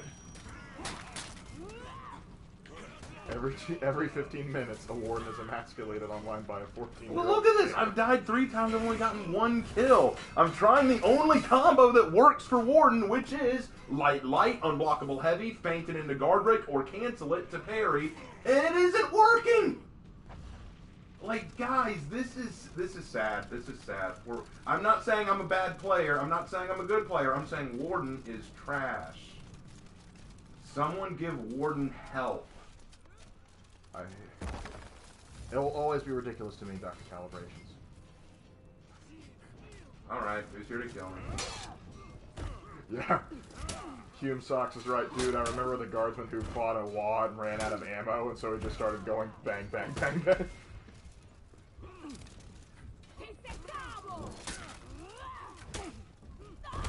God damn it!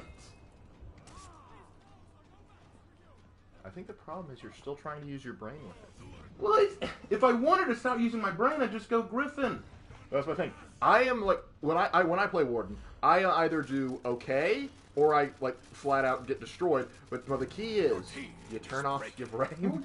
Oh, and part of it's because all of them appear to be PC players. We're all PS4 players. Ooh, that does seem to be a part of it. silly console peasant. You know, let's just. If you haven't seen that Flash Gets animation, go see that.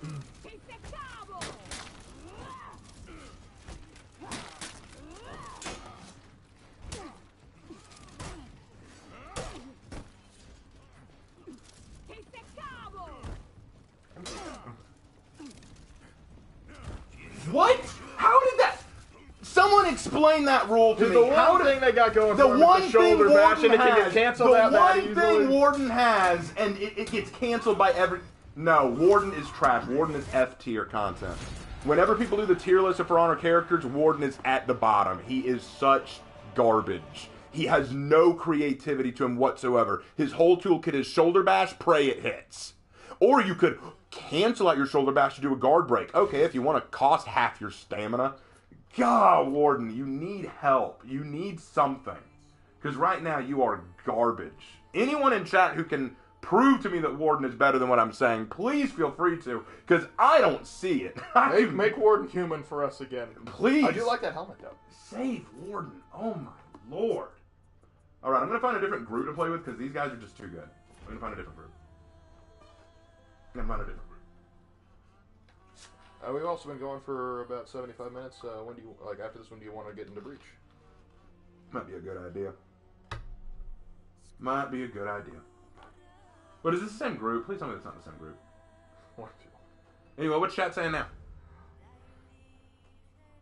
Warden is like a drunk. You need help, man. He just does. This poor bastard. Oh my gosh, even more PC players. I am not happy. Okay, then I'm going to go one of my mains. I'm going to go one of my mains because I need to. I need to give one of my mains some love now because this is very sad. I'm very sad right now. Yeah. I mean, I'm maintaining my happy disposition, but I'm not going to lie. I'm looking at this going, guys, I wish I was playing better. I really do wish I was. And part of it's because I'm not that great of a player. Slanderous will tell you. He's seen me play. I'm not that great of a player. I try. I genuinely try. It says I'm platinum up there. It says I'm a platinum level 4. I'm average at least. Well, Anthony's like, once you get there, Warden is S tier. But that's the thing. You can say that with about any of the characters. Like, if you main that character and do nothing but it, you can learn the ins and outs of them so much so that you got him. For sure. But the thing is, if I were to walk up to a brand new player and are we all going BP? BP is not my main. But if we're all going BP, I am contractually obligated to go BP. What are you all going? What are you going? What are you going? Okay, are you going to go BP? You going to go BP? You going to go BP? Rafa Esparta, you're going to go BP? Are we doing British Petroleum or not? Come on, man. Are we doing this? Are we doing this? You got 5 seconds before I make the decision. Maybe 10. Dude, are you doing this? Are we doing Blackfriar? Are we doing this? Commit. Okay, we're doing it. We're doing it. Yep, we're doing it. That's your pressure him into doing it. All Blackfriar. Watch. Yeah! We're all VPs! Yeah! We're gonna bring true darkness! Darkness! and Deborah is in the fight. Everybody who watches my Legend series who's seen Deborah is in the fight. That is right. Yes, Deborah. Deborah has entered the field of battle, and she is about to take no prisoners. Man, your team's gonna lose though because they're gonna die of bleed damage just because of how edgy they are. They're just gonna start cutting themselves, going darkness. And Pierce, we have Raven's seen the first episode of the Halo series. He actually has a. I did a whole video breaking down everything wrong with the very first episode.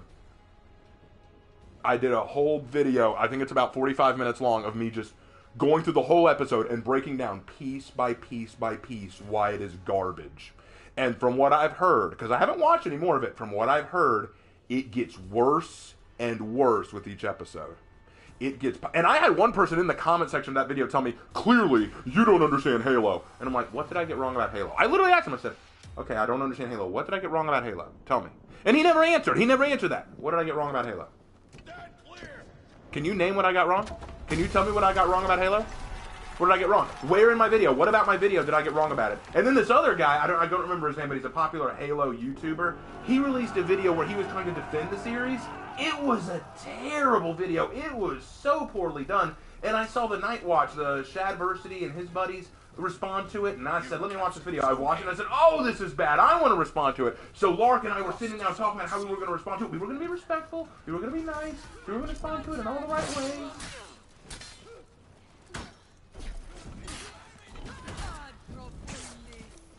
Yeah. But yeah, so I'll finish that first since you're kind of busy. We were going to do it, and then literally, we're in the process of writing the script, And so then we go out for dinner. We come back, and as we're starting it up, I try and like look something up about the video, and then it's gone. It got privated, and so we had to, like, we were in the halfway through the dang script, and then he privates the video, and then he releases a video that's just like some outro music, like "Enjoy the domain," and we're like, yeah, like find peace in the domain. That's what it was. And so it's like, find peace in the domain, find peace. And people were like, oh, are you okay, man? Everyone's just so toxic and mean to you. They shouldn't be. You're a breath of fresh air in the community. And then I'm like, dude, you made a bad take. People pointed out you made a bad take, and now you can't handle it. Then he releases a video later saying, you know what, I shouldn't have made that video because I guess I'm just too emotional to be objective about it. And I'm like, no, you made a bad take. You're allowed to make bad takes. I'm going to pull back so I don't hurt this Blackfriar. But here's what is like. If you want to say, like, listen, I don't think I approached it, like, that's fine. But what happened is he gets rid of this little embrace the domain thing, and he deletes that video, and he basically releases a community post where he says, hey guys, here's a little interesting fact. I accidentally uploaded that, and for those of you that are concerned about why I took that down, since the Halo Season 1 is done now, I'm actually going to go back to that video and do it again. And I so, look forward to it. And then we're like, okay, we're waiting for it. And then the next video he releases, which has that outro music, which he was claiming he was saving for later, he basically comes out and says, like, I can't do it. So, yeah. We were very much disappointed.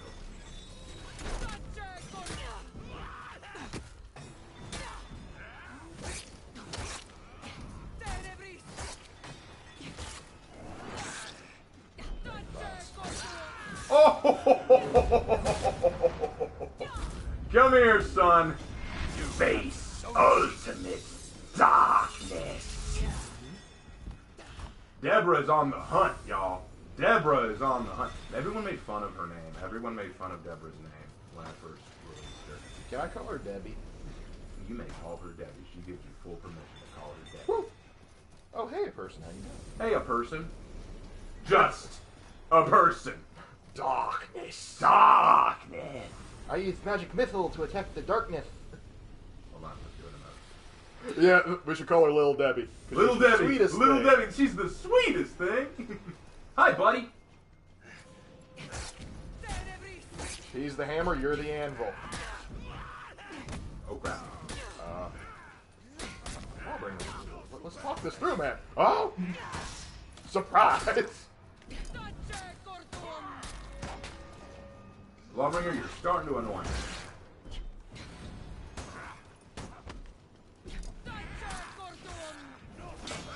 Whoa, what the? Whee!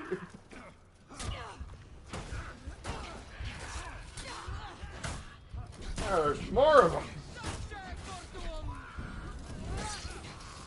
Ah! At least you got Lawbringer. I took Law Daddy with me. Oh, Amblin drops another $2. Deborah heard she's Amber's cousin. Whoa, let's not. No. Whoa. Don't be talking bad about Deborah like that. You may not like all of her moves, you may not like everything she does, but comparing her to that witch, no. There is a line you don't cross. And that is the line.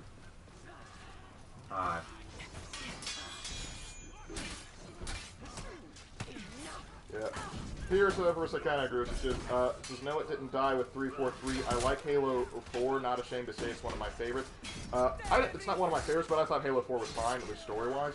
Not ashamed to say that, it died with Halo 5 Guardians, a genuine abortion of the Halo games and outright false advertising. I agree with you there. The story in Halo 5 killed me.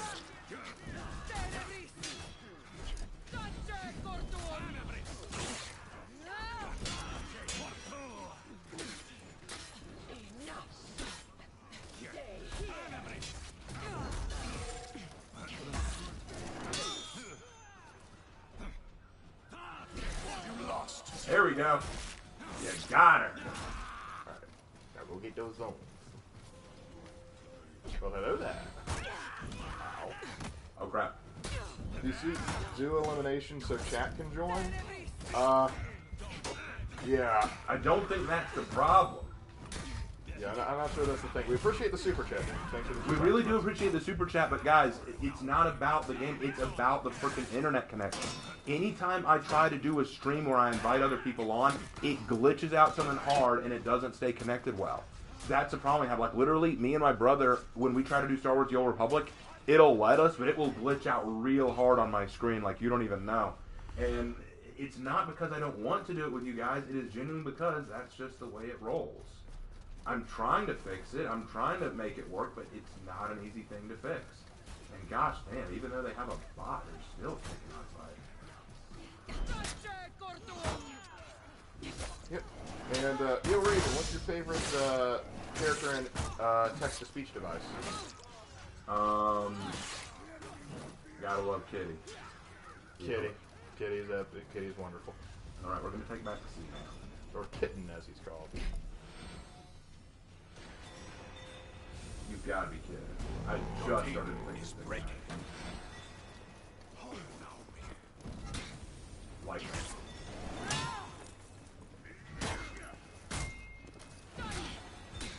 yep, tag me.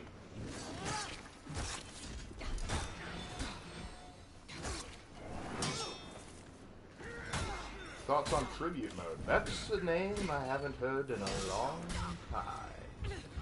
Gosh dang! Alright guys, I'm trash. I'll go ahead. Alright, you heard it from me. I am trash at this game. My Yeah. God, even playing as BP, I am trash. no. No, you can't. No, No, Raven, I am trash. Raven, I am trash. Raven, I am Raven, trash. Raven. It's called trash can, not Yes, trash cans. I am trash. I am grade A garbage. I am grade A F tier garbage. Oh my God, this. If last night didn't prove it, tonight proves it. And then tomorrow you're probably gonna have like an all. Well, no, it's like I decided. Okay, guys, last night was bad. Let's do another one to make up for it. Even worse. Let's still look at the draw time, man. Like it's even worse. Oh my gosh. I made like all 68 of my viewers right now cringe. Like They're still having a great time. oh my gosh. Well, at least I got 7 kills, but oh my lord. That was bad. That was bad.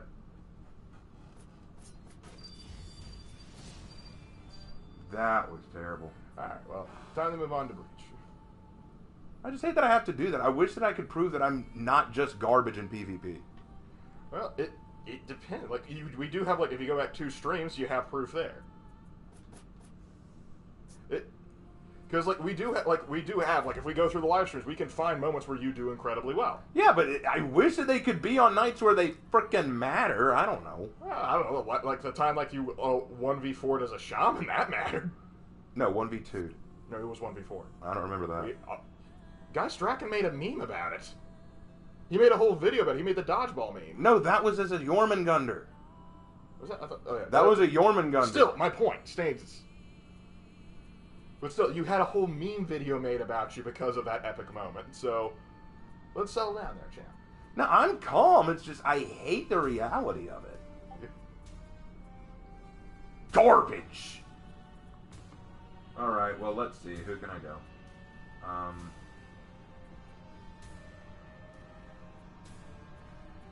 I don't even know who to go now.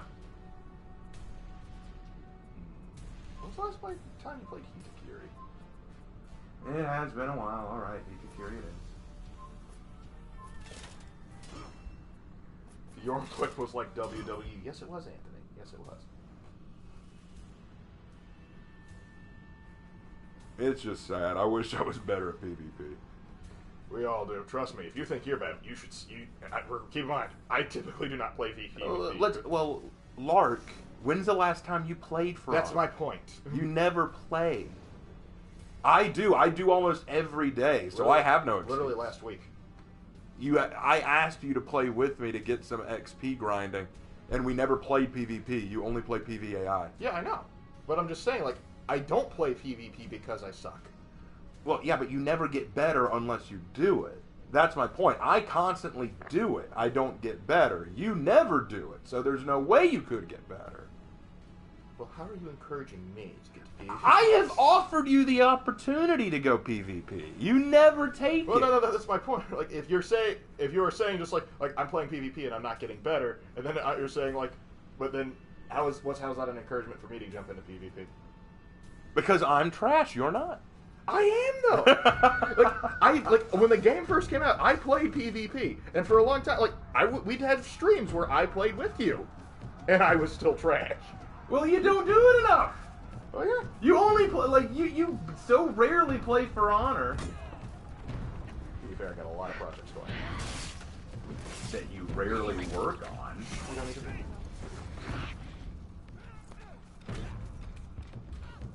Anyway, what's going on in chat? Oh yeah. Let's see. So war criminal in several provinces in the mire. We don't quite know what. Like I think it depends on what your Aramusha did. Like you can make your own backstory. That's the thing. Whenever people talk about like who's evil and For Honor, like, Raven, do you like World War II marching songs? not really. I think the only one we're familiar with is Gory Gory Hallelujah, Bloody on the Risers. That's what it's called. No, I don't really care for them. Well, I mean, they're fine, but here's the thing. Back in my Discord and Share Your Music, there was this one person who would never stop uploading, like, Japanese World War II war songs, and it got old really quick, so I don't care anymore for World War II songs. Zagor says, "Hey Raven, can I be a streamer even if I have autism?" Yeah, sure. Yeah, there's no reason you can't be a streamer. One of my favorite YouTubers is a guy named Uridian. He does amazing Total War content. Like, he has some of the best Total War montages you will ever see. If you like Total War, go look up Uridian, look up his 5-part Western Rome series. It's amazing. He is on the spectrum. But if you hear him talk, you would not suspect a damn thing. Like, it shouldn't inhibit you. Yeah, it shouldn't be a problem.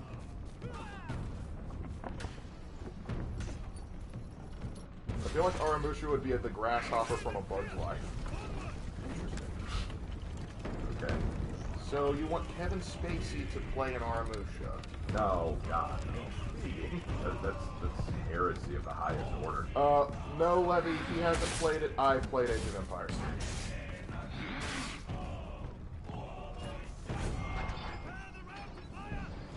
Uridian? I don't know anything about Uridian. You don't want that music to skip bagpipes?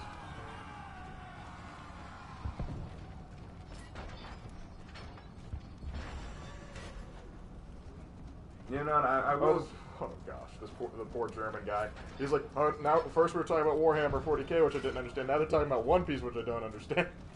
When did we start talking about One Piece? They're in the chat. They're asking if Aramusha would be considered one of the Straw Hat Pirates. No, he wouldn't. God, no, he is not. There are no Aramushas in my Straw Hat. There are no Aramushas in my Straw Hat crew. None of that.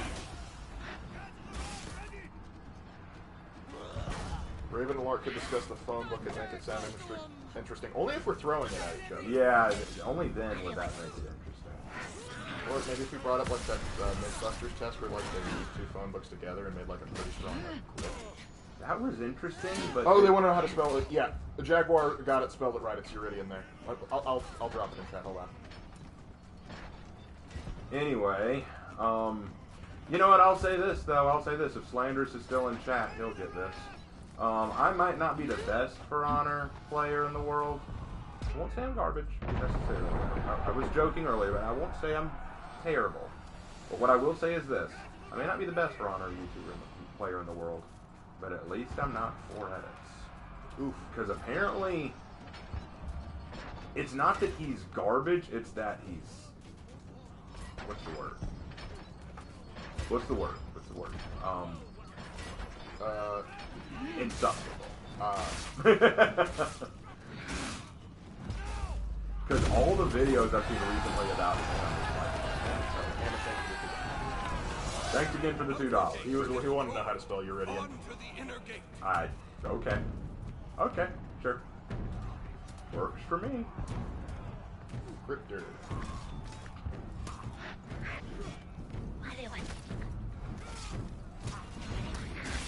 I want Ubisoft to add Kool-Aid as feats. How would that work? I don't even know.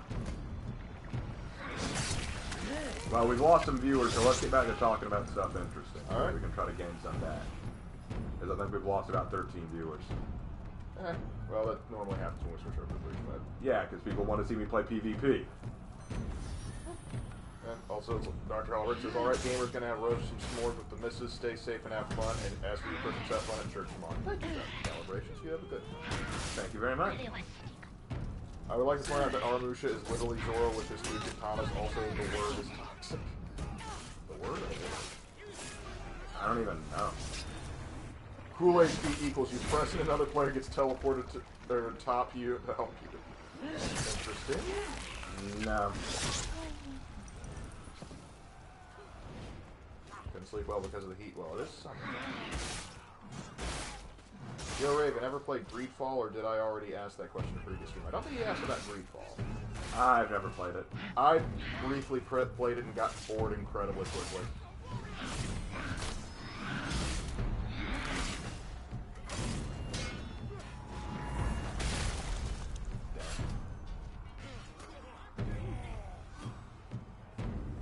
Oh, he was in Toxic. He was referencing Paredes. That makes sense.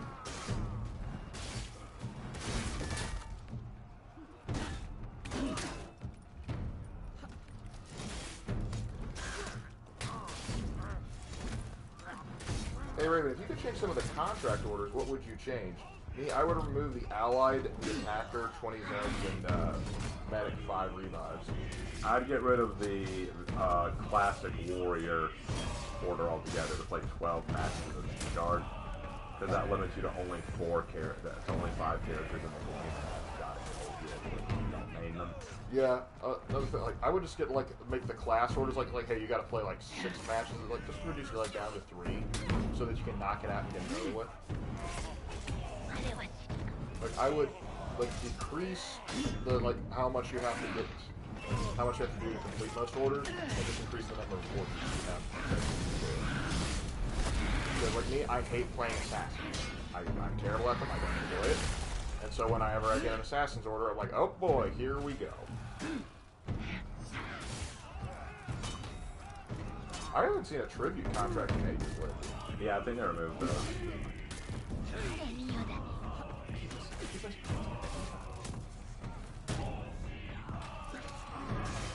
You know, UTK is oddly slow with no armor. I think it's the axe. It's the axe.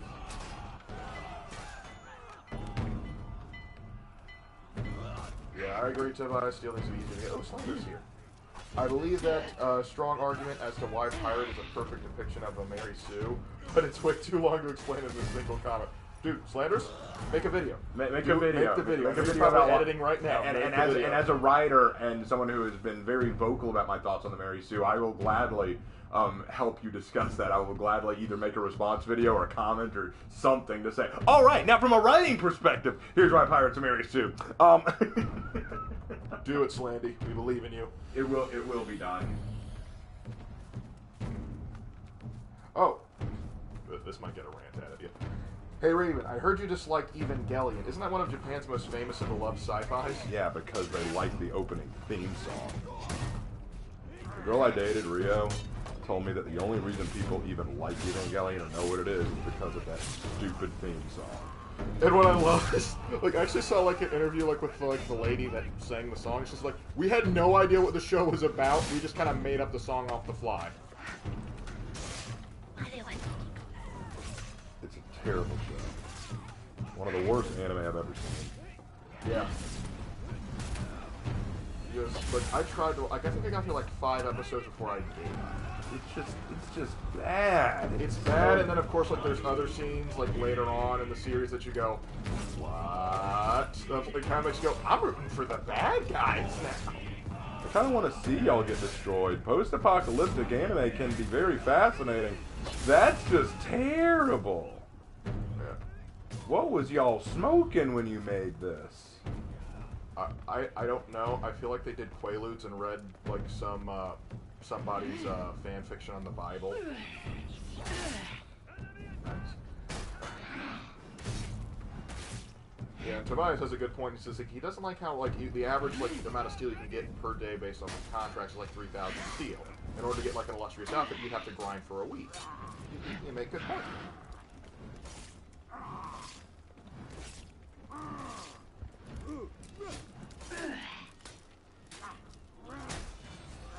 Guardian's gone! We killed the Guardian. Why does everyone inside Japan hate it, but every weeb outside of it love it? Because weebs are convinced that anything Japan produces is somehow amazing. Whereas the Japanese would go, whoa, chill out, crazy. We're allowed to dislike our own shit. I guess it would also be kind of like everyone assuming Americans love like the Star Wars sequels. It's like that's kind of like the comparison. What would the lore for the Guardian be? He's a mall cop. He's just some mall cop who found his way into For Honor. But yeah, you'd be surprised. There's some anime that Japan doesn't care for. In fact, it's not like everyone in Japan is just totally like, oh yeah, it's always anime, man. Yeah, like there's a time and a place, guys. If you walked around Japan wearing anime paraphernalia and asking people, oh, what's your favorite anime? They'd probably say, keep it in the weed circle, pal. Yeah, well, and Atomic Lemonic asks, what particularly do you like? For one thing, the main character is insufferable. He is annoying as all get out. He's a whiny little turd. Second of all, he doesn't do anything meaningful, even though the show tries to convince us that everything he does is meant to be meaningful. And it uses religious imagery without understanding what that imagery represents or what it means. Like, the enemies are all angels, but they don't explore what angels are or what that means. They just use it without actually recognizing or understanding what it means. They have the main character literally rape. Well, I don't know. Did he rape or masturbate? I can't remember. But he saw his unconscious... He whacked it right over her. Yeah, he masturbated over his unconscious friend's body while she was unconscious. And I'm like, yeah, that's my protagonist. That's what I want to see win. Yeah, da-da-da-da-da. The angels better win. We deserve it. And then the ending was so convoluted. Like, if you could make a show any more convoluted, just my goodness.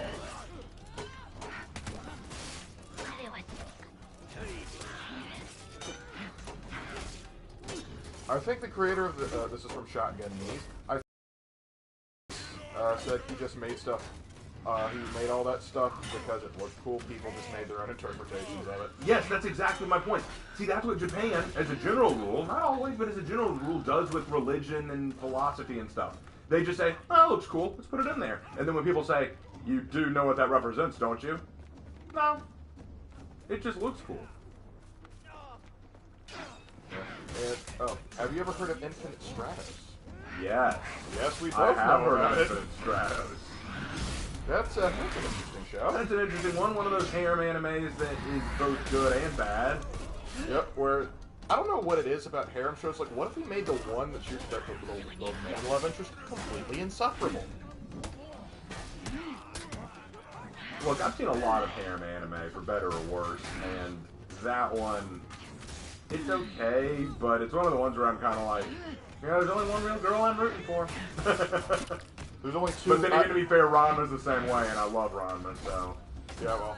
Is Ranma even a harem anime? Because I think by technical definition, yes. by technical standards it is, but it doesn't follow the same rules as most That's what harem makes anime. it so great. Well, you know, it's more about Ranma and what he does rather than the girls trying to win Ranma over. Like, so that's a bit different. Plus, the girls aren't always competing with each other. It's more of them trying to outwit Akane, who's the most insufferable bitch. I will hear no argument to that. Akane is a bitch. That's just certifiable fact. It's like if you look at if you look up the dictionary and you look at bitch in there's a picture of Akane somewhere right there. Right next to a female dog. And even then they'll say calling the female dog a bitch would be an insult to the dog. Yeah. Because you're comparing it to Akane Tenda. No. Static Ethan. If you're watching a harem anime, the protagonist is going to be dense as a box of rocks. In Right most up. cases. Yeah, Infinite Stratos included. They're going to be dense as a box of rocks. Because, like, if they actually had a brain, he would pick one and then settle down and the show would be over. And then they'd have to actually just resort to, having cool mech fights. Actually, have the guy pick a girl and focus on the cool mech fights, please. But we gotta remember, you know, the purpose of harem anime is to have the male viewer or reader insert themselves as the character, the male character, so that they can imagine themselves being lusted after by their favorite waifu. But what that means is that the male character can't have any personality or goals or desires or anything like that, because they have to be a blank slate for the male viewer to kind of slide into. Which is why I think Ranma, even though it is technically a harem anime, isn't totally a harem anime, because Ranma has a personality. And even Kimito Kirihitsu, even though he's very much a blank slate, I think has more personality than the average Mary Sue or Gary Stu harem anime character. Like, at least I recognize some things that he likes, you know? Like, he admitted that he had childish tendencies. So that there's at least something there. It's not great, it's not fleshed out very well, but it's there, you know? Yep. Alright, I still gotta, Yep, okay, let's see. Opinions of me sarcastically worshipping a lizard god. As long as it's, like, sarcastically. As long as it's sarcastic. I'm curious if he responds. Oh, no, Hammond, you can't pull that. You take your $2 back on that one. What'd he do? Rito of a Healer is a good anime. No, bad, no, all the no, Hey, no. Tobias got in your game. Tobias got in my game? Well, that's a scary thought. Good to have you, bud. Good to have you on. Let's see, I'm gonna go... Oh wait, I can try the random button. Goki? I'm going Goki? You do the Shigoki Pokey, and then you turn... Alright, I'm a Goki. Oh man, they both went black prior. If only we had received prior notice. But yeah, so the harem anime that I've seen are Ranma 1/2 technically, Infinite Stratos, Monster Musume. I swear I've seen more, but they're not coming to mind right now. What an impression they've made. Well, they're the girls shouldn't be forgettable, but quite often they are. Oh, that's just the thing. They focus on the design of the characters, not the character themselves. Well, what they need to do is focus on the personality of the different girls. No, I'm not watching that one either. What is it? High School DxD. No! Hammond drops another $2. Seriously, though, that one time I reincarnated as a slime. Okay, that one time, that reincarnated as a slime started out with so much promise. Like, the first season, I was like, this is awesome, until I realized by the end of that first season, no, this is actually garbage. Reincarnated as a slime is bad to me because of one reason and one reason only. Repetition. It's the same damn thing over and over and over again. There's no stakes involved. Like, the dude is unbeatable. He beats everybody. He always has the answer. He always will win. He will always get the victory. And then all the time, the bad guys will probably end up joining him. You know, he'll beat an evil monster, and then the monster's minions all say, we want to join you! And then they'll slowly build this super awesome, very technically efficient modern-day city out of freaking nowhere. Like, there is no stakes, there is no fear, he's just gonna win. He's so bland they can't even pick a gender for the character because even though he's technically a guy, his human form looks so feminine, it's not even funny. I'm about to break your neck. Done with you, get out of my sight.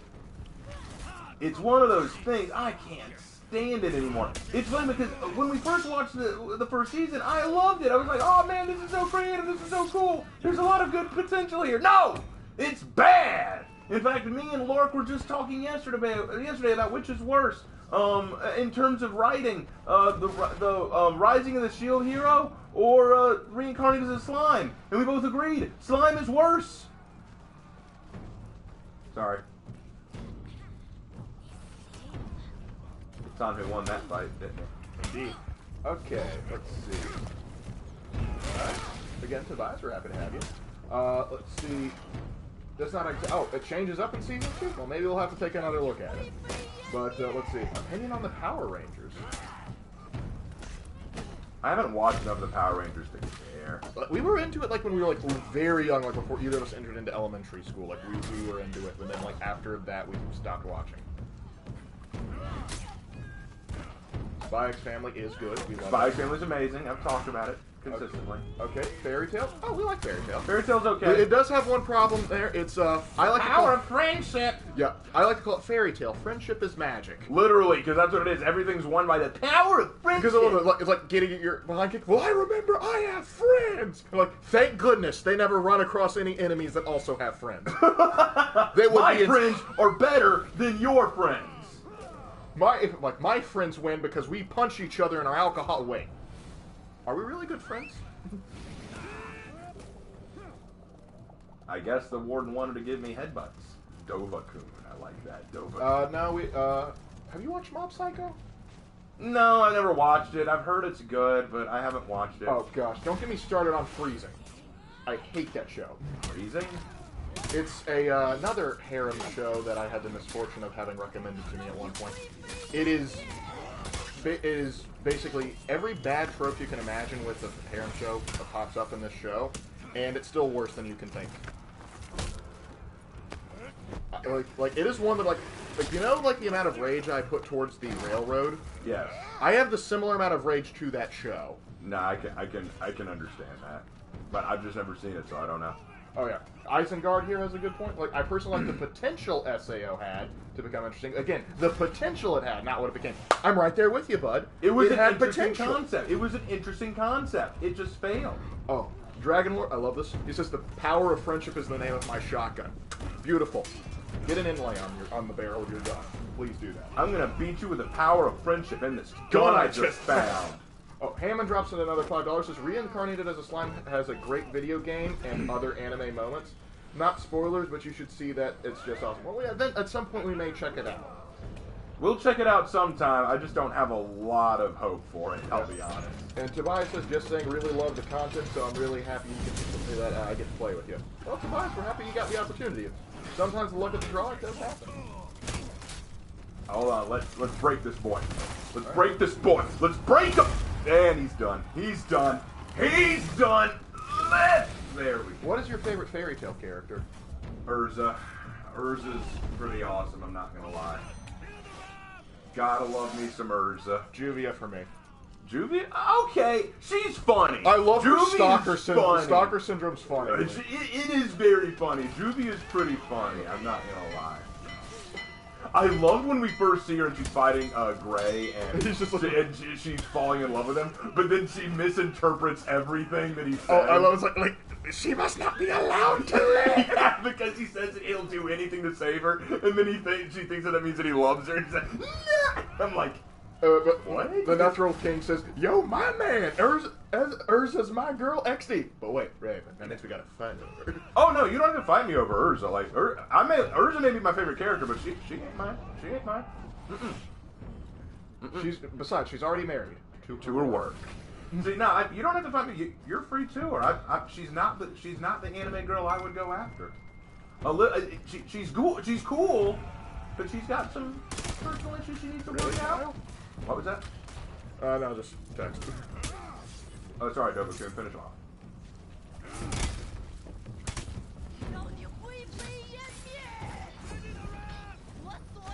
I got it for a second and one. No, I'm just full years. What's going on? Yes, I've seen the first season of JoJo, Ecstatic Ethan. I liked the first season, but the problem is I liked Jonathan so much. It's like once he was gone, it's like I lost interest in the show. I know the rest of it's probably really good, but like I have to take time to sort of adjust to the fact that Jonathan's not there anymore. I loved him so much. Any other questions? Let's see. Oh, There's a lot of questions pouring in right now. I think, does Dova know me? Dova, are you in chat right now? Well, we know Tobias knows. I know Tobias. Okay, let's see. Shugoki is best wife. Indeed he is.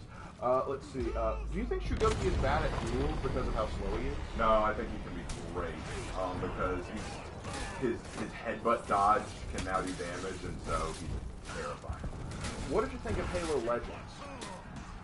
I liked it. Some of it was better than others, but I liked it overall for the most part. Question, Raven. If we think about it, Fairy Tail is an Irish friendship anime. Does that make sense? Yeah, that actually it does. I would say less Irish, more like overall Celtic. Yeah, I would say overall Celtic as well. There's a live-action JoJo. Again, thanks for the $2 Hammond. Yeah, my sight! Hey, I found a Shugoki body pillow. Who wants to get one with me? Ooh, tempting there. At that point, though, it might just be a mattress. I have seen, no, literally, I've seen a Mia body pillow. That thing was long, like we're talking like almost 20 feet long. It was massive. Well, you're not sneaking that in. Like that, if you buy that, you get. There's no more dignity you can have to offer because there's no way you're sneaking that into your house. Like a Mia body pillow. What the heck? Oh no! What? And now I'm wondering, for some excuse of a reason, if Raven has actually watched Vampire Night. I once heard someone call it Twilight, but done right. But that's up for debate. I have not watched Vampire Night because I have self-respect. Well, guess what? I don't. At the behest of Cheryl, our cousin. Cheryl got you to watch that. Yes. Really? Shame on you. She got me into Code Geass, so I figured, well, one suggestion was decent. Let's try another. No, it was wrong. I would actually argue it's worse than Twilight. It is worse than Twilight. From everything I've heard about it, it is like a sin. Oh, it's just like one of those shows. Like I hope all of you die. One of those things that you hear legends about. Yeah, I don't know how much Hammond has donated, but like Hammond, we love your input, but don't break the bank, man. Hey, gas money.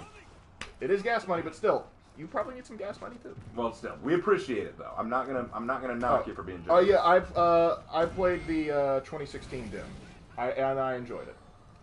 But yeah, like no, we're not gonna talk Vampire Night because I haven't watched it. I've watched some bad anime. That one's... Oh, Mal, you poor man. What? What Mal say? A female friend of his forced him to watch Diabolical Lovers. Oh! That's even worse! Oh, you poor man. Oh, Mal! Mal! The sacrifices he makes! Oh, there is no he is justice. too innocent! There is no justice in this world! Oh, that actually made me cry a little. That someone else had to watch that. Mal, please, after the stream, go watch your favorite show or something. Go watch. You need to pick me up after that. Go watch an episode of One Piece, any episode. Just get that out of your system. Or whatever, or just binge watch DBZ. I don't care. Just gotta get something good. Something, man. Oh, God, that show. I'm not even kidding. That made me cry a little. The show is cancer. That show killed my grandma. Like, it's just so terrible. Oh. How about Kingdom anime? Never heard of that one. You know anything about a Kingdom anime? Heard of Kingdom Come Deliverance, but that's a game, isn't it? Yes, Kingdom Come Deliverance, the best anime. The best anime, Kingdom Come Deliverance. What's your opinion of Violet Evergarden? Not familiar with it. Oh, Violet! Oh, I've actually seen like a few episodes of that. Oh, I never got the chance to finish it, but I actually liked what I saw. What is it? It's like a historical fiction anime. It's pretty cool.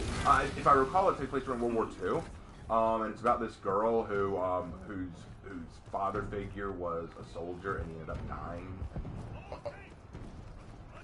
Yo, Slanderous just recorded his video on Pirate Just Now XD. What? Getting this information from a person. Hold on, I'm pulling up Slandy's channel on another tab. Pull it up.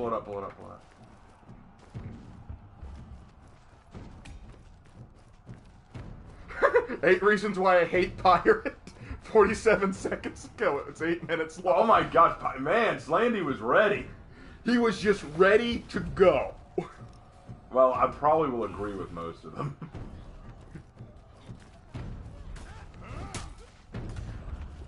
Thank you, Slanderous. We love you. That was awesome. Did he let you know in chat?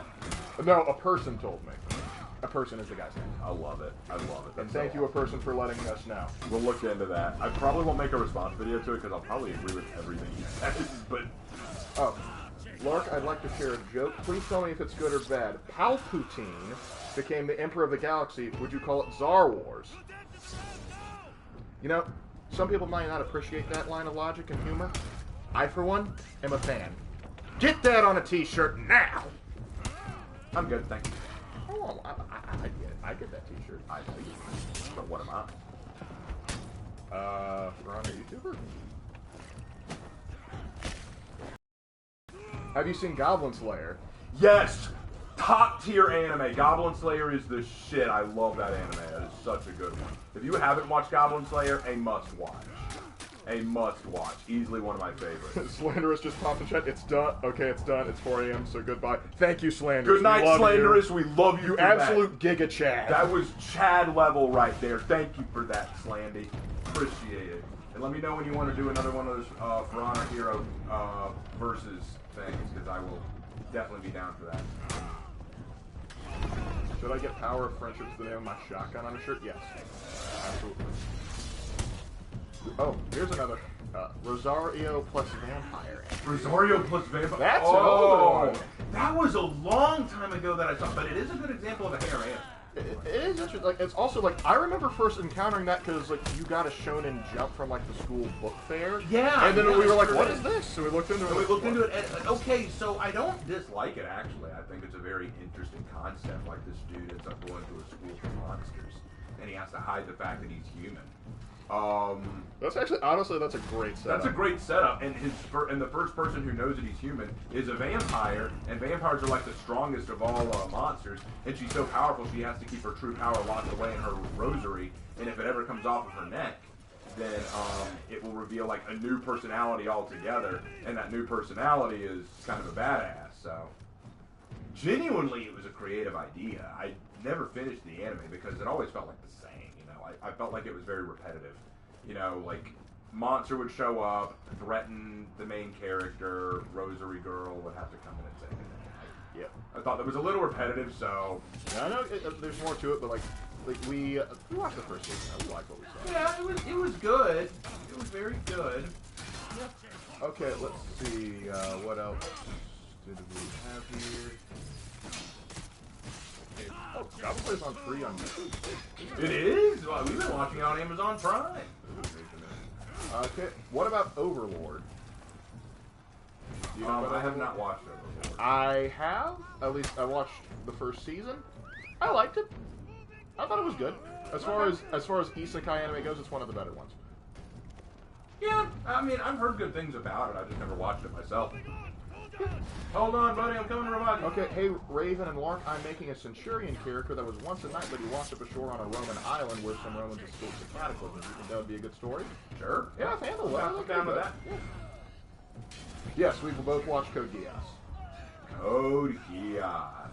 And the best part about Code Geass is Code Mint. Code Mint, the abridged series, it's hilarious. That is one of the funniest abridged series you will ever see.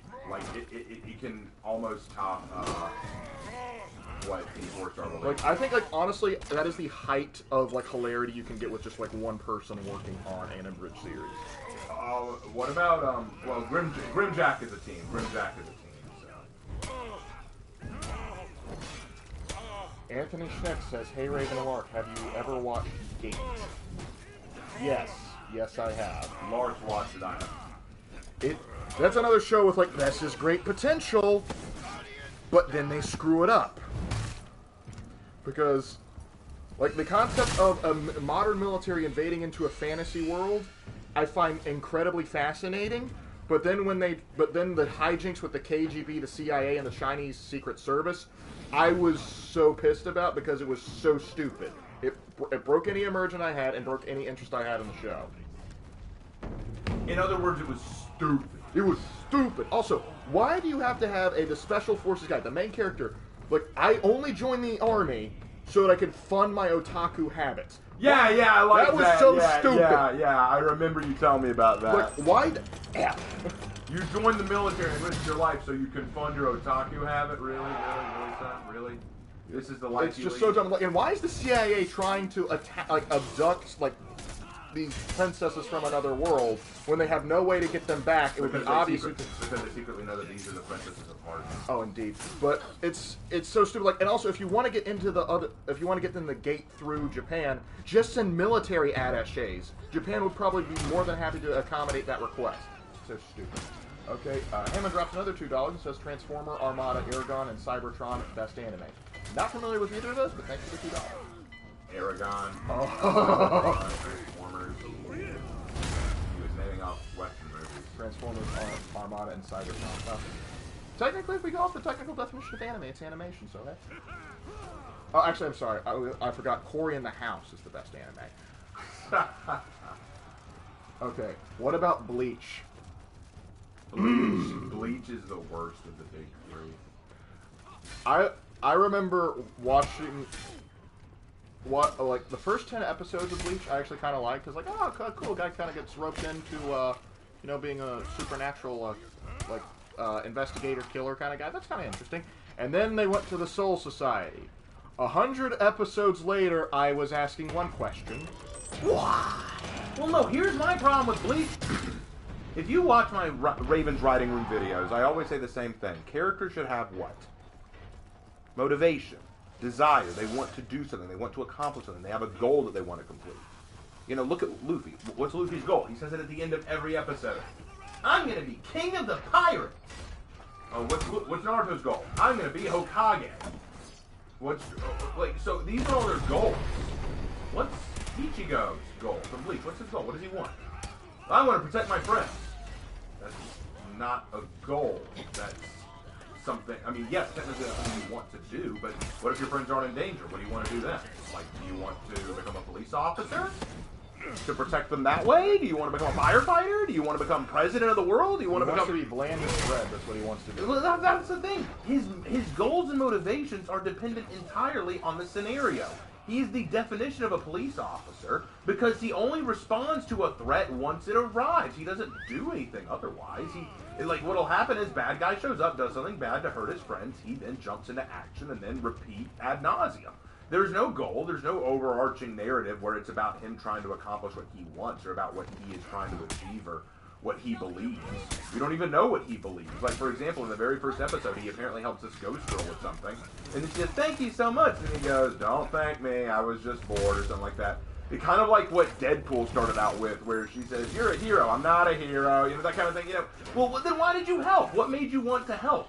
Like, because he's a nice guy. But nice guy doesn't necessarily correlate to well-rounded character. It just means he's a nice guy. But it doesn't answer the question of why he's a nice guy. What does he want to do? What's his goal? What makes him want to be altruistic and time bomb? Why didn't I kill the... Salutes. They've earned it. Beautiful bastards.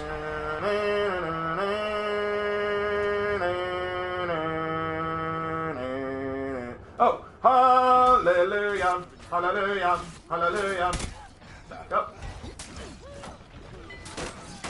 But yeah, that's my problem with it. Okay.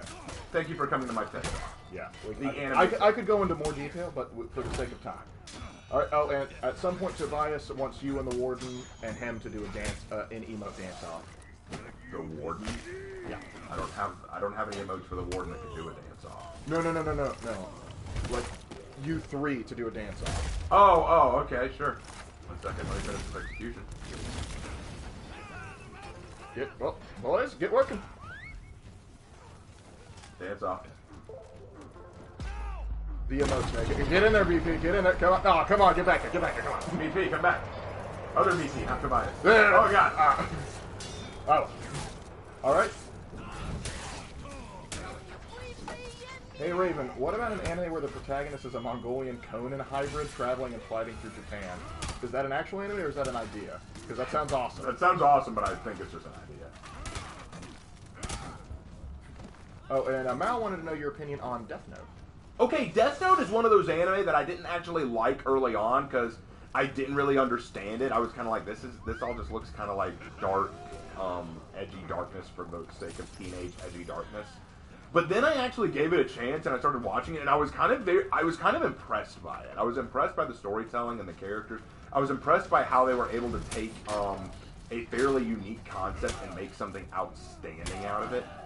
I was very impressed by Death Note, which made me mad when I saw the live-action Netflix thing that made me go, ugh, this is cringe. This is cringe. Inner gate destroyed. Protect the commander. So yeah, I actually enjoy Death Note. It's not my favorite anime out there, but it's definitely up there. It's definitely a good one. I have spoken. Jormungandr, hi. Arrow. Interesting question. Would you watch a Lord of the Rings anime? Sure. Ironically, I trust the Japanese to do Lord of the Rings more justice than Western studios. I feel the same way about if they took Warhammer 40K. Oh yeah. Because the Japanese animation studios, they do not give a crap. They will go full on crazy. What's your opinion on Full Metal Alchemist? I know it's popular. I know it's good. I haven't really found it in my heart to watch it. It's not that we don't like it. It's just we haven't like I've actually watched a good chunk of it. And I liked what I saw. It's just like after you know the dad dies. You know the guy in the Hughes. When Hughes dies, I kind of like no. Like, seeing his little girl, like, crying, like, no, why are you burying him? He has to get up for work tomorrow. Like, I couldn't handle it. Kind of broke you a little, didn't it? It hurts. It just hurts so much.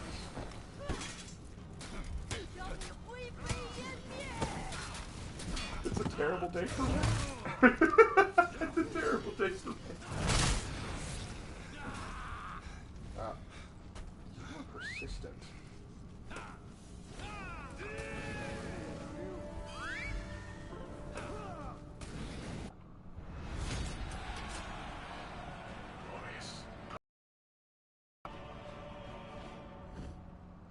Don't worry, I got him. Got what? There was a bot. Oh. We get those. Yeah, we didn't get any last night, but, like, I've gotten struck 3 times. Alright. Well, those were my 2 breach matches. Happy to help, Tobias.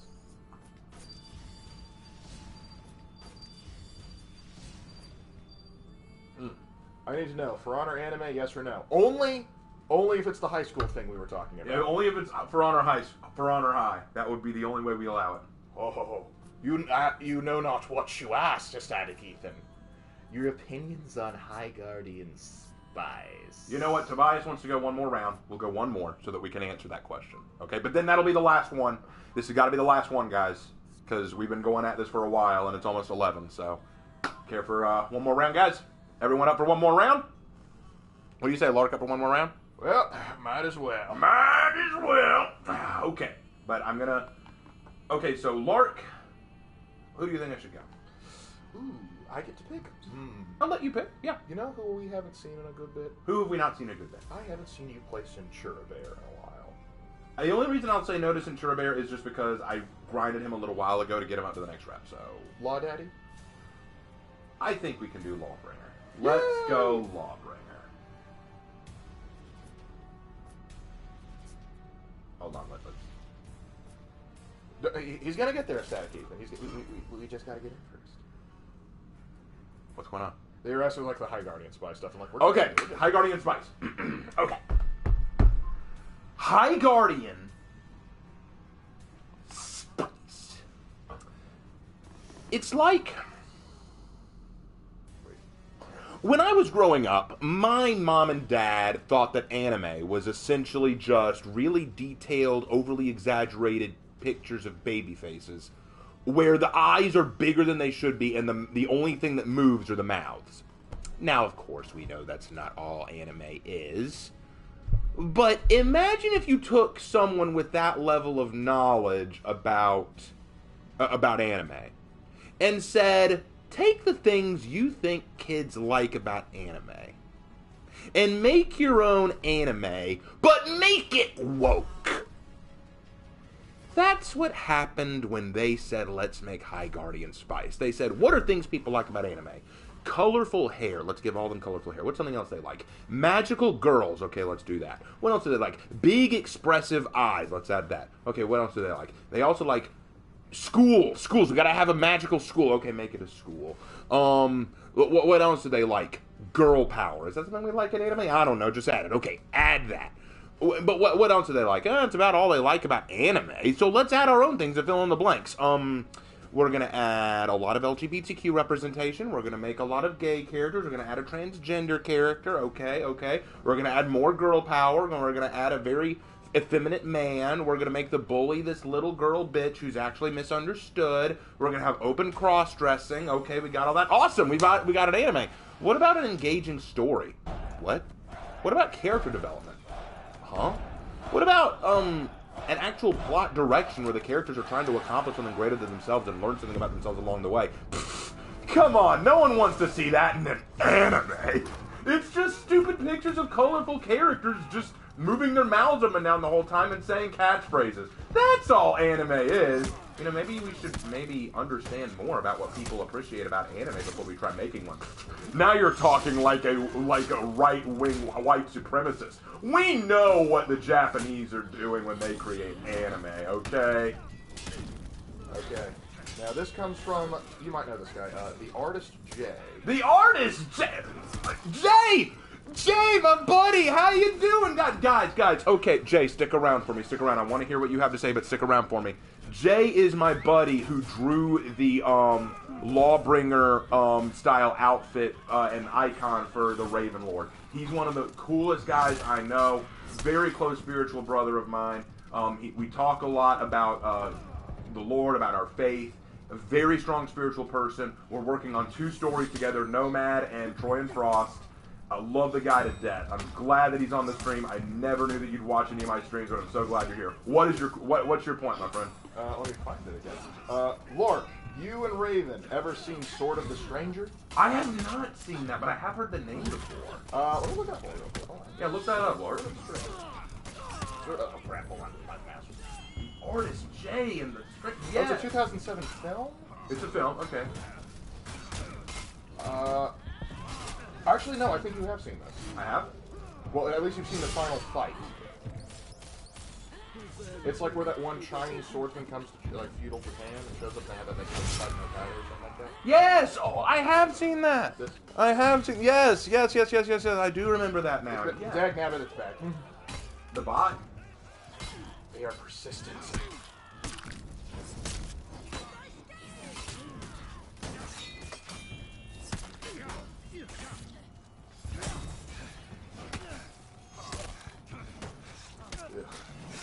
But yeah. Oh, we haven't had a chance to see the Northman yet. No, I haven't seen the Northman. Oh, there's another person that wanted to ask, what is your opinion on Interview with Monster Girls? They put it in the Japanese, though. Interview with is it the one with the high school teacher? Yep. Guys, I kid you not, I love that anime. I love it to death, and the reason why you'd be surprised is because I 100% identify with the teacher, Mr. Takahashi. I actually 100% identify with the man. He actually looks a bit like me. Genuinely, doesn't he, bro? Like, well, he's got the hair color, eye color, and for a while he had the arms there. Yeah, for a while he had the arms, then mine got buff. Then mine got even buffer. Oh, is that what we're doing? I'm oh, kidding. wait, Jay says he's doing good. Awesome, Jay. Glad to hear from you. I really am. Don't hit me, Toby. Not cool. He wants to love you. But yeah, Interview with Monster Girls was one of those anime that the whole concept of it is demi-humans exist in this world, like, But they're rare. But they're rare, and this guy has always been fascinated by them, and he wants to study them. And now that he has demi-human students, he wants to interview them to learn more about them. Oh, guy got killed. Oh, I got a friend request from Dobaku. I'll add him. But what I was saying was, and it's fascinating because they, unlike Monster Musume, where it's more about the ecchi than it is about the monster's culture, this deals a lot more with like the difficulties and scenarios of what these girls probably live through as monsters. You got a vampire girl, you've got a Yuki Onna or Snow Woman, you've got a Dulahan, who's literally a girl with her head detached from her body. I'm like, these are creative. Did you mention the succubus, the succubus too. Best character. The best character in the whole thing, the succubus. Because here's the thing about her. She looks like a normal woman, right? She looks like a normal woman, but she releases an aphrodisiac effect from her body that makes men super aroused when they're around her, and she can't control that. So what she does is she tries to live her life like she lives in a house far away from the city, so she's not around any men. She doesn't live in an apartment. She takes the early train to work every day so that she's not around people, and takes the last train home so she's not around people. She wears very conservative, very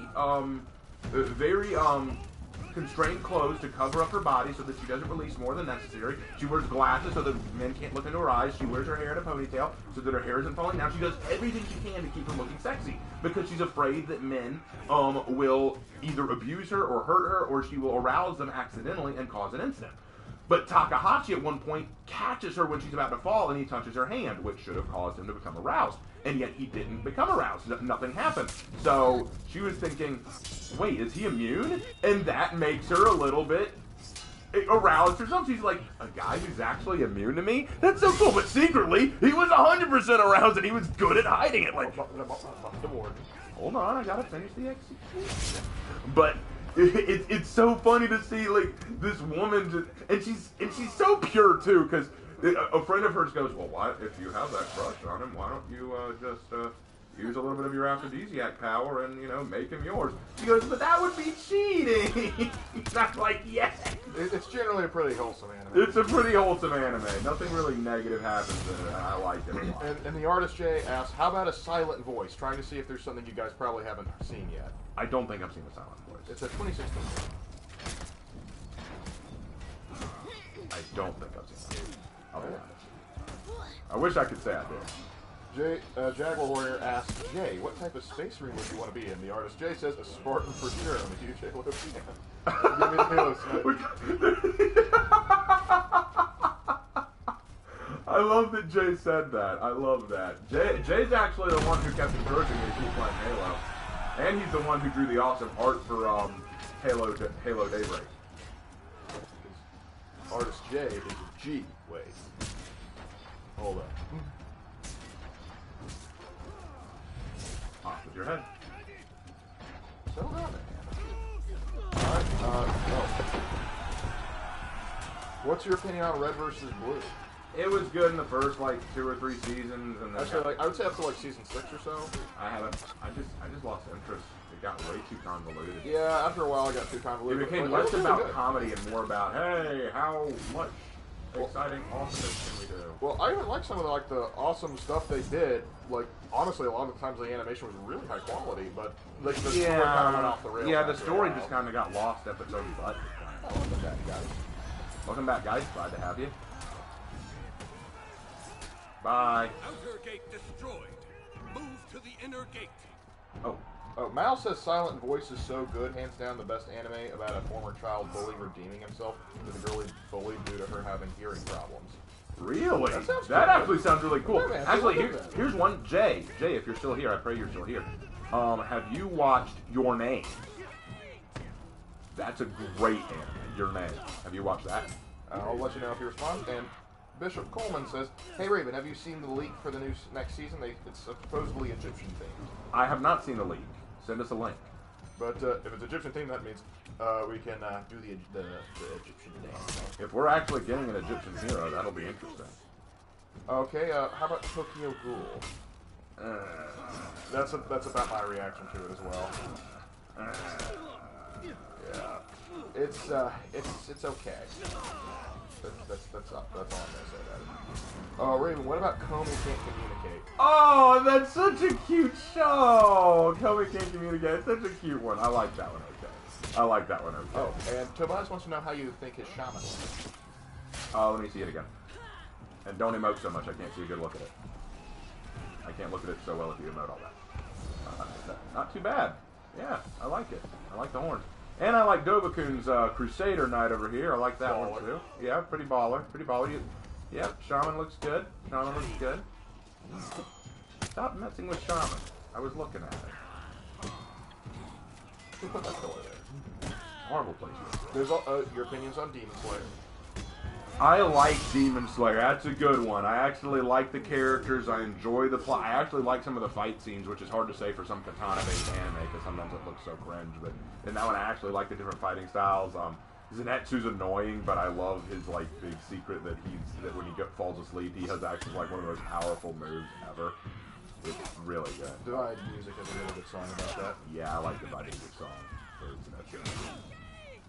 Mermaid Melody? Mermaid? Is that the one with the Mafia Mermaid, or is that My Bride's a Mermaid? That's My Bride's a Mermaid. Hold on. Mermaid Melody. I think I heard of that.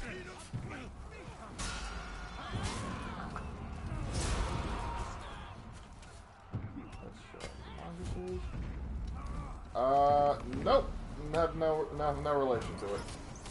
I like that Mafia one where My Bride is a Mermaid, where this dude basically saves a mermaid's life and she falls in love with him and decides to marry him, but it turns out that she's from a mermaid mafia family, so she's marrying into the mermaid mafia, and it's... The fact there's a mermaid mafia makes that alone makes it amazing. That's the price of admission right there. It's like, so sell me this show. Okay, mermaids, mafia.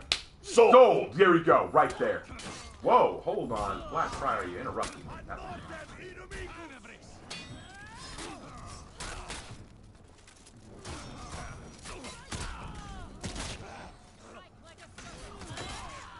Owie. Owie. Owie, that's my stinky Sean got it. Tobias got it. Hey, Raven and the Larks, I think this is more towards you. Would a samurai and Viking demon slayer kind of show be called an Oni slayer or a Jotunar slayer? Sure, I could see that. Well, actually, wouldn't it be like Yokai slayer? It could be. Oni is just a pejorative term for a demon, or an ogre, but yokai is a more all-encompassing term for various different kinds of spirits. Like, technically, Demon Slayer slays Oni. That's what they call themselves.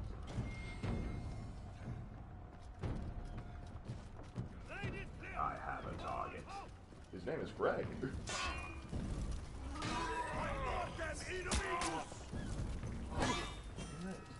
Artist Jay is a Jaguar discussing Gears of War now. Artist, you didn't answer my question, Jay. Have you seen your name?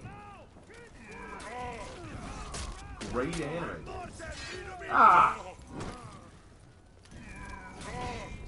To be honest, anything to do with Mafia, specifically a 20s theme Mafia, as opposed to the Russian Mafia. Go with the 20s theme Mafia, that's always more fun. Mall Cop Guardian? Is that Paul Blart? Paul Blart Mall Cop? Paul Blart Mall Cop! Paul Blart! Sorry, I had a moment. Yeah.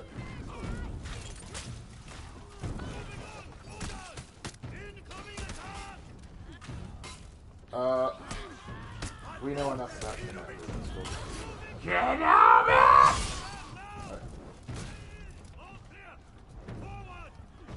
Raven, I have a question about the Order of Porthos in Chimera Online. So does the player choose which group they support? No. Yeah. You don't choose any of that crap. You don't choose who you support in that whole escapade. You just basically are watching the fight go on. Like, you don't choose who you side with. Oh, and have you seen Akami get killed? A little bit. It's not the one you're thinking of. It's not the one with the girl with the red scissors. No, I didn't think it was. I thought it was the girl with the, wait. No, then I haven't seen it. Yeah, it's another one. Darker, actually. Oh, what? Because I've seen it. And you'll never be the same, will you? Nope. Wasn't bad, though. You're not bad. Ooh, here's one.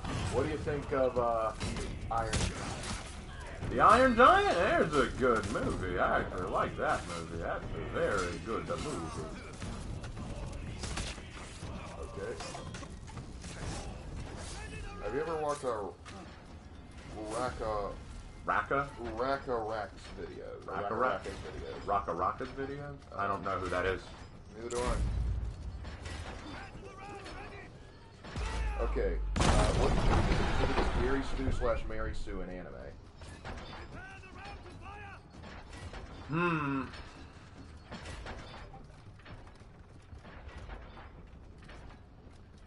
Kimito. Kimito?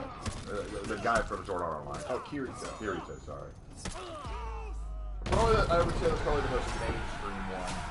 I know there are more, but that's just the one that comes to mind right away when I think For of me, Kirito. it would be the guy from that time I got not Yeah.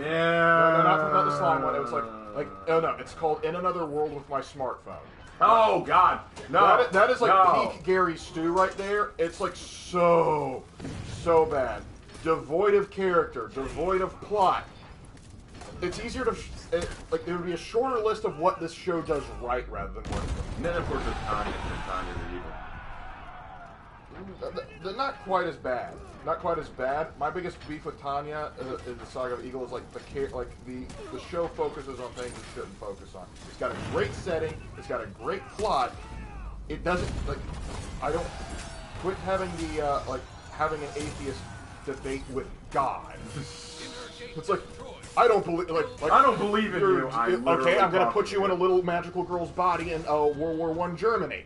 I still don't believe you. It's just like what does it take, man? Like what is it like in the real world? I get the debate. Look, Perfectly if God puts me into the body of a little girl, you know what? I believe. You got me. It's like also I believe now. Also, your magical powers only work when you say a prayer in my name. Again, I believe you Imagine now. a D&D cleric not believing the god they get their powers from is real. I just love that. Just like massive bodily transformation, being placed in a totally alternate reality, and given magical powers. God's not real. The supernatural, it's all bubkiss. Who cares? Moses split parts of the Red Sea. I'm not convinced. They put Rocker Rock's videos in your reaction, so next time you do the stream. All right, sounds good. Here's what they look like.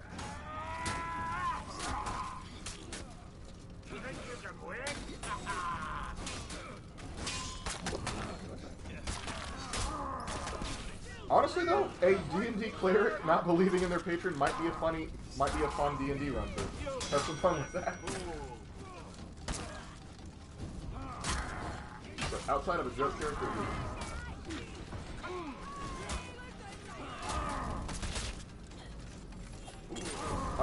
The one that made me cry the hardest, probably when the Lancer guy got axed. I kind of like the relationship. They were sort of like the brotherly bond they were developing there, and then that kind of got axed. Also, when the girl with the disguise kit gets axed, I got upset with that too. Have you seen Black Clover? A little bit. I've seen more of it. I love it. To me, like Black Clover is like the main character Asta. That's like Naruto perfected, in my opinion. Yeah, if Naruto was written well. Ooh, I just pissed off some people, didn't I? What you're saying? They asked a question, Amir. I was answering. I'm sorry. What's Amir saying? He was saying JK. He was saying spoilers. Chill, man. He was like, JK, I've already seen it. He pulled a fast one on me. So did you. Imagine being in the Elder Scrolls, doubting Mehrunes Dagon didn't existed, getting killed and sent to the Soul Cairn and be like, nah, he ain't real. Well, my thing is, the whole thing opens up with this guy saying that he doesn't believe in God. God straight up appears to him after death to say, yeah, you're a pretty crappy person. And he goes, I don't believe in you. He's like, all right, I'm going to prove to you I exist. Puts him in a little girl's body in an alternate version of World War I and gives him magical powers that he can only access if he prays to him. And I'm like, you don't.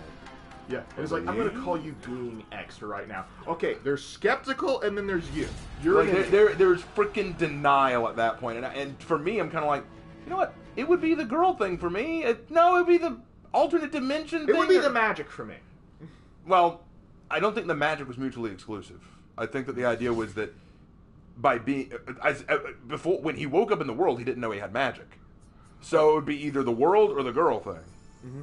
Oh, and the artist JS, I saw one of your thumbnails. You guys played the Old Republic. Is that better than the old Knights of the Old Republic games? What do you think, bro? You've played the old games. Honestly, the Old Republic is my favorite MMORPG. I would have to say, from just a full-on game perspective, that the older games are better, simply because it's a singular storyline that you follow. I mean, there's several paths you can take with it, but like you don't have to worry about like things that will like inhibit like with an MMORPG, like crazy currency. Like when you level up, you have to like spend money, like actual real life money, to get some of the cooler stuff. You don't have to worry about it in the other games.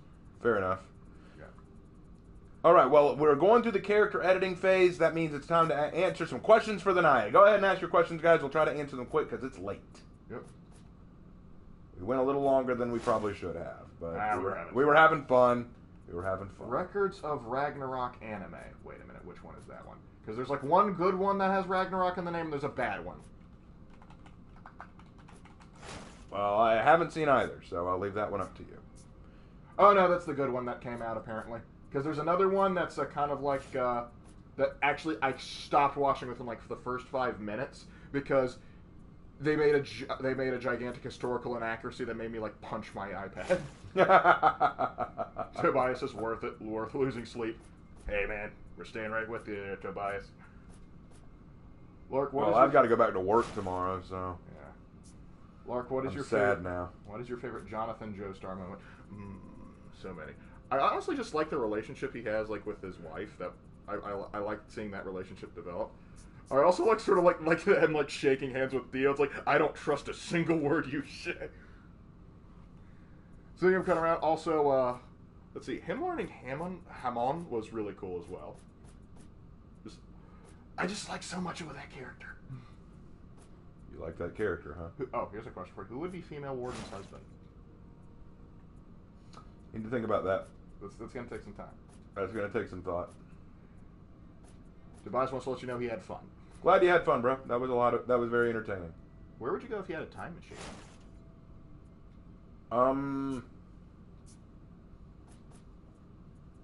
Assuming I could come back, I'd probably go visit the Middle Ages, you know? It'd be kind of cool. I want to visit Rome. Yeah, I'd be sick. I'd also want to visit feudal Japan. That'd be kind of cool.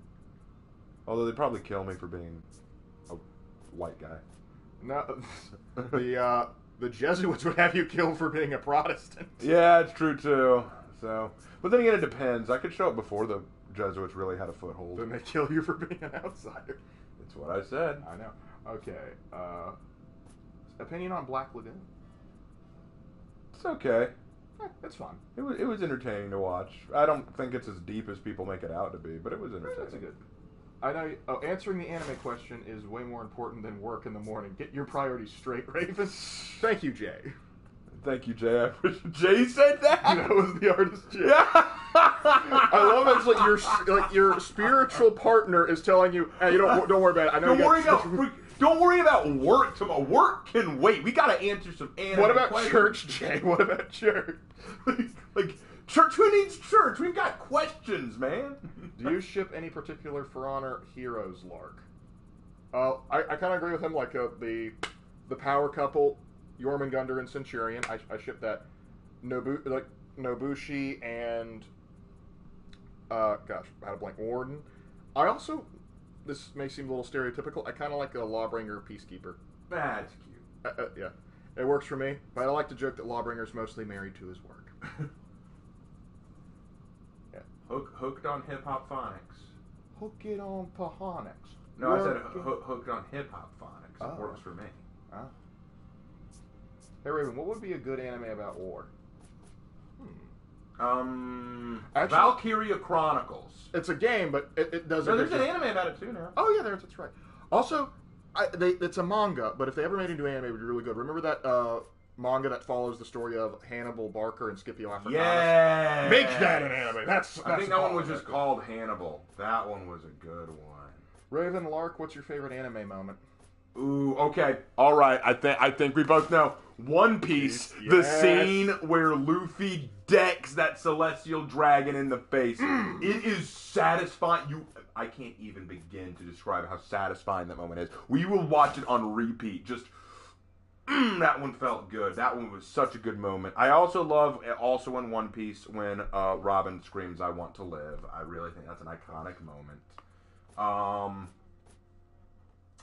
I also like the fight between Boros and Saitama. I like when Goku goes Super Saiyan. Ultra Instinct. I prefer when he goes Super Saiyan for the first time. Okay, fair enough. And default, I also like when Trunks goes Super Saiyan for the first time. Yeah, that was pretty cool. Yeah. I think those are probably mine. I admit, I laughed my butt off at the chase scene in Monster Musume with Centaurea. It was so funny. I didn't expect that. It was so. But I did like that he took the sword strike for it. Yes, he didn't die, but at the time I didn't know that. I thought, oh my gosh, he just took an L. That was a short show. That was pretty. Oh, that was 2 episodes in. We're already done. Oh my god. I would respect a show that does that. But the fact that he was willing to throw himself in the way of a sword for some random girl who's done nothing but cause him trouble, I thought, wow, that's kind of hardcore. Particularly since the girl was sick. Centaurea was sick? Yeah, she's a little horse. Shut! Oh my! How did I walk into that? How did I walk into that? Damn it! That was so awful. Have you seen the new One Piece manga chapters? Yes, yes, yes, yes. You made him happy. I loved what I saw. That was so awesome. Oh, and Ajax asks, do you guys like the Ajax cleaning products? Yes. Yeah, I'd say so. Yeah, I think they're fine. Odd question, but okay. Next. Do you have any For Honor characters, Lark, like Raven's characters of the Legend series? If so, tell me about. I mean, I have some like on the back burner. Honestly, me and Raven kind of work on some together. Like the Centurion one was kind of a joint project on our end. I kind of like we pitched the idea together, and he just kind of like made it. He just made it into full fruition there. Yep. But yeah, if you want, I can probably think of some others. Yeah, you could probably come up with one pretty easily. Opinions on Escanor from the Seven Deadly Sins. He's the best character in the show. Easily. Yeah. Who decided that? Escanor did. Escanor decided that. He always decides that. Escanor is Escanor. Luffy being like Popeye the Sailor Man? Yes. Yes. Yes. Yes. Yes. Yes. Hey Raven, how much do you like Maul as a character? Do you like him? What do you find interesting about him? Like Darth Maul? Or do you mean Maul as in our good friend? You have to mean Darth Maul, right? Well, just for the record, Maul, our good friend, amazing character. Love that dude. Love that character. But Darth Maul, pretty cool. I think that later writers have done far more with him than Lucas ever did. Which I'm not upset about. That they did good. They did good with him. Hey Raven, do you have a For Honor bruh moment? Oh, there were a couple this stream. Bruh. Probably my bruh moments is like when I find like I'm about to get an execution and then I get ledged. But I've had bro moments for sure. Mal appreciates it. Love you, Mal. Raven, have you ever watched Dracula Dead and Loving It by Mel Brooks?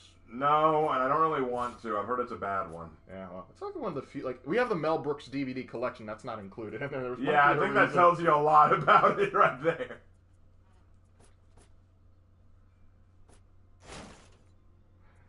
Geist Dragon says, don't know if you saw Slanders' video on Pirate, but he calls her a Mary Sue, and I couldn't agree more. Geist, we are partially responsible for that video. We are partially responsible for that video because he asked us about it in chat. Yeah, and we said like, hey man, you should probably just make a video. And he was like, all right, bet. He just said, yeah, hold my beer. Boom, and then he was on it. And then he comes back and says like, it's done. Now it's 4 a.m. and I'm tired. Anyway, any last minute questions before we sign off for the night? We haven't played Resident Evil, so we can't answer that question. Jay, I want to. Anthony wants to say that's a very pretty Peacekeeper. Oh, let's go back to Peacekeeper then. Hold on. Let's pull up Peacekeeper. That's a good looking Peacekeeper. This one right here? This is the Peacekeeper? Yep. Yeah, I think she's cute. It looks a bit like Jay. Doesn't she look a bit like a character you've made? She looks like something you've drawn before. Let me know in chat, Jay. I'm sure if Jay's still here. If he is, I'll let you know. Oh, Raven Lark, what's your favorite Star Wars character?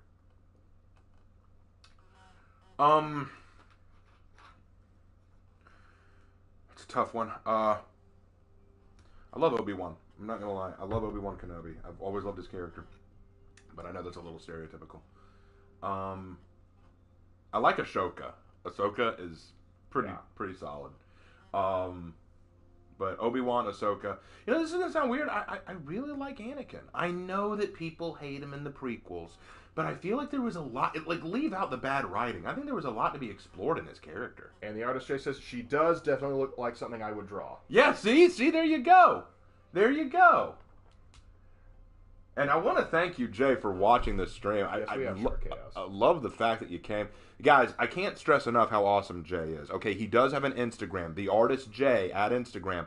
Go check him out. The dude releases constantly. He is an amazing artist. He's working on a comic right now called Snare, which looks fantastic. Like I said, solid Christian individual, one of the nicest people you'll ever meet. Does fantastic artworks. I think he's still taking commissions. Don't quote me on that. I don't know. Jay, feel free to correct me. Just a fantastic individual overall. Like I said, we're working on 2 projects together right now called Nomad and Troy and Frost, and you've heard me read out loud Troy and Frost on this channel, so y'all should be aware of that story. And Jay, I'm working on the next chapter, actually. We're getting that worked out. He's also the one who drew the awesome Raven Lord image that I use for a lot of my videos. He drew that. Guys, Jay is an absolute Giga Chad, okay? He's one of the coolest people I know. Glad that you got to come on the stream. I hope you come on later streams, dude, because I love having you on. You're really awesome to have. And it means a lot that you did. But thank you so much for hopping on. But anyway, any other questions before we call it for the night? Because it is almost 11:30. Quick one here, and the last one that popped up. Hey Raven chat, what reps do the new white/blonde haired scale mail armor variation start dropping? White scale mail? What do you mean? I think like a color? You mean the colors? Like the new armor variations, I think. The new armor variant? I don't know what rep you have to be to start driving them, because all of my heroes are rep 11 or high. Well, Pirate is rep 11. That's my lowest rep hero. There's Pirate for you. She's rep 11. She's my lowest rep right now. Kyoshin is rep 18. All the others are in the 20s right now. Like, to put that in perspective, Kyoshin's at rep 18. Griffin over here is at rep 22. So he's my third lowest, but he's at rep 22. Then you've got some who are at 24, like Gladiator and Warlord and Shugoki and Hitakiri. Then you got 25, 26. The highest rep character I have right now is a tie between Nobushi, Black Prior, and Warden, all at rep 28. Yeah, and Jay says, yeah, this was cool, man. Glad I got to check it out. Glad you got to come, man. Well, I'll talk to you soon, because we need to catch up. It's been a while since we've actually sat down and just chatted. Usually when we talk, we're just kind of checking in. We need to actually, like, talk. Like, because Jay and I sometimes play Halo. We need to get on Halo again, dude. Like, we weren't able to last time. We're going to try again, dude. And don't ask me to stream it, guys. Whenever I try to stream something that I play with someone else, it goes poorly. But anyway, any last questions? No, I think that like there's other things that might take a little longer to answer. So I think we can save those questions for next time. Yep, next time I will be... Okay, so just a reminder, I will be streaming tomorrow during the day. This will not be an evening thing. It's during the day. I think I've scheduled it for 1:30. 1:30 tomorrow, I will be doing a Rainbow Six Cringe stream where we talk about the new operator and what's wrong with them. No new videos until next week. I've started playing Assassin's Creed 2 so that we can do the next Assassin's Creed video. I hope you liked the Assassin's Creed video we released today. Again, Heroes in History is being worked on, but it won't be out until sometime next month. So look forward to that. Got another Death Diary in the works. And I'm going to be releasing the new Prince of Egypt video very, very soon. Okay, well, with all that out of the way, I think we can go ahead and call it there. Thank you guys so much for watching. I'm glad that we got to do this. And I will see you in my next video. Take care.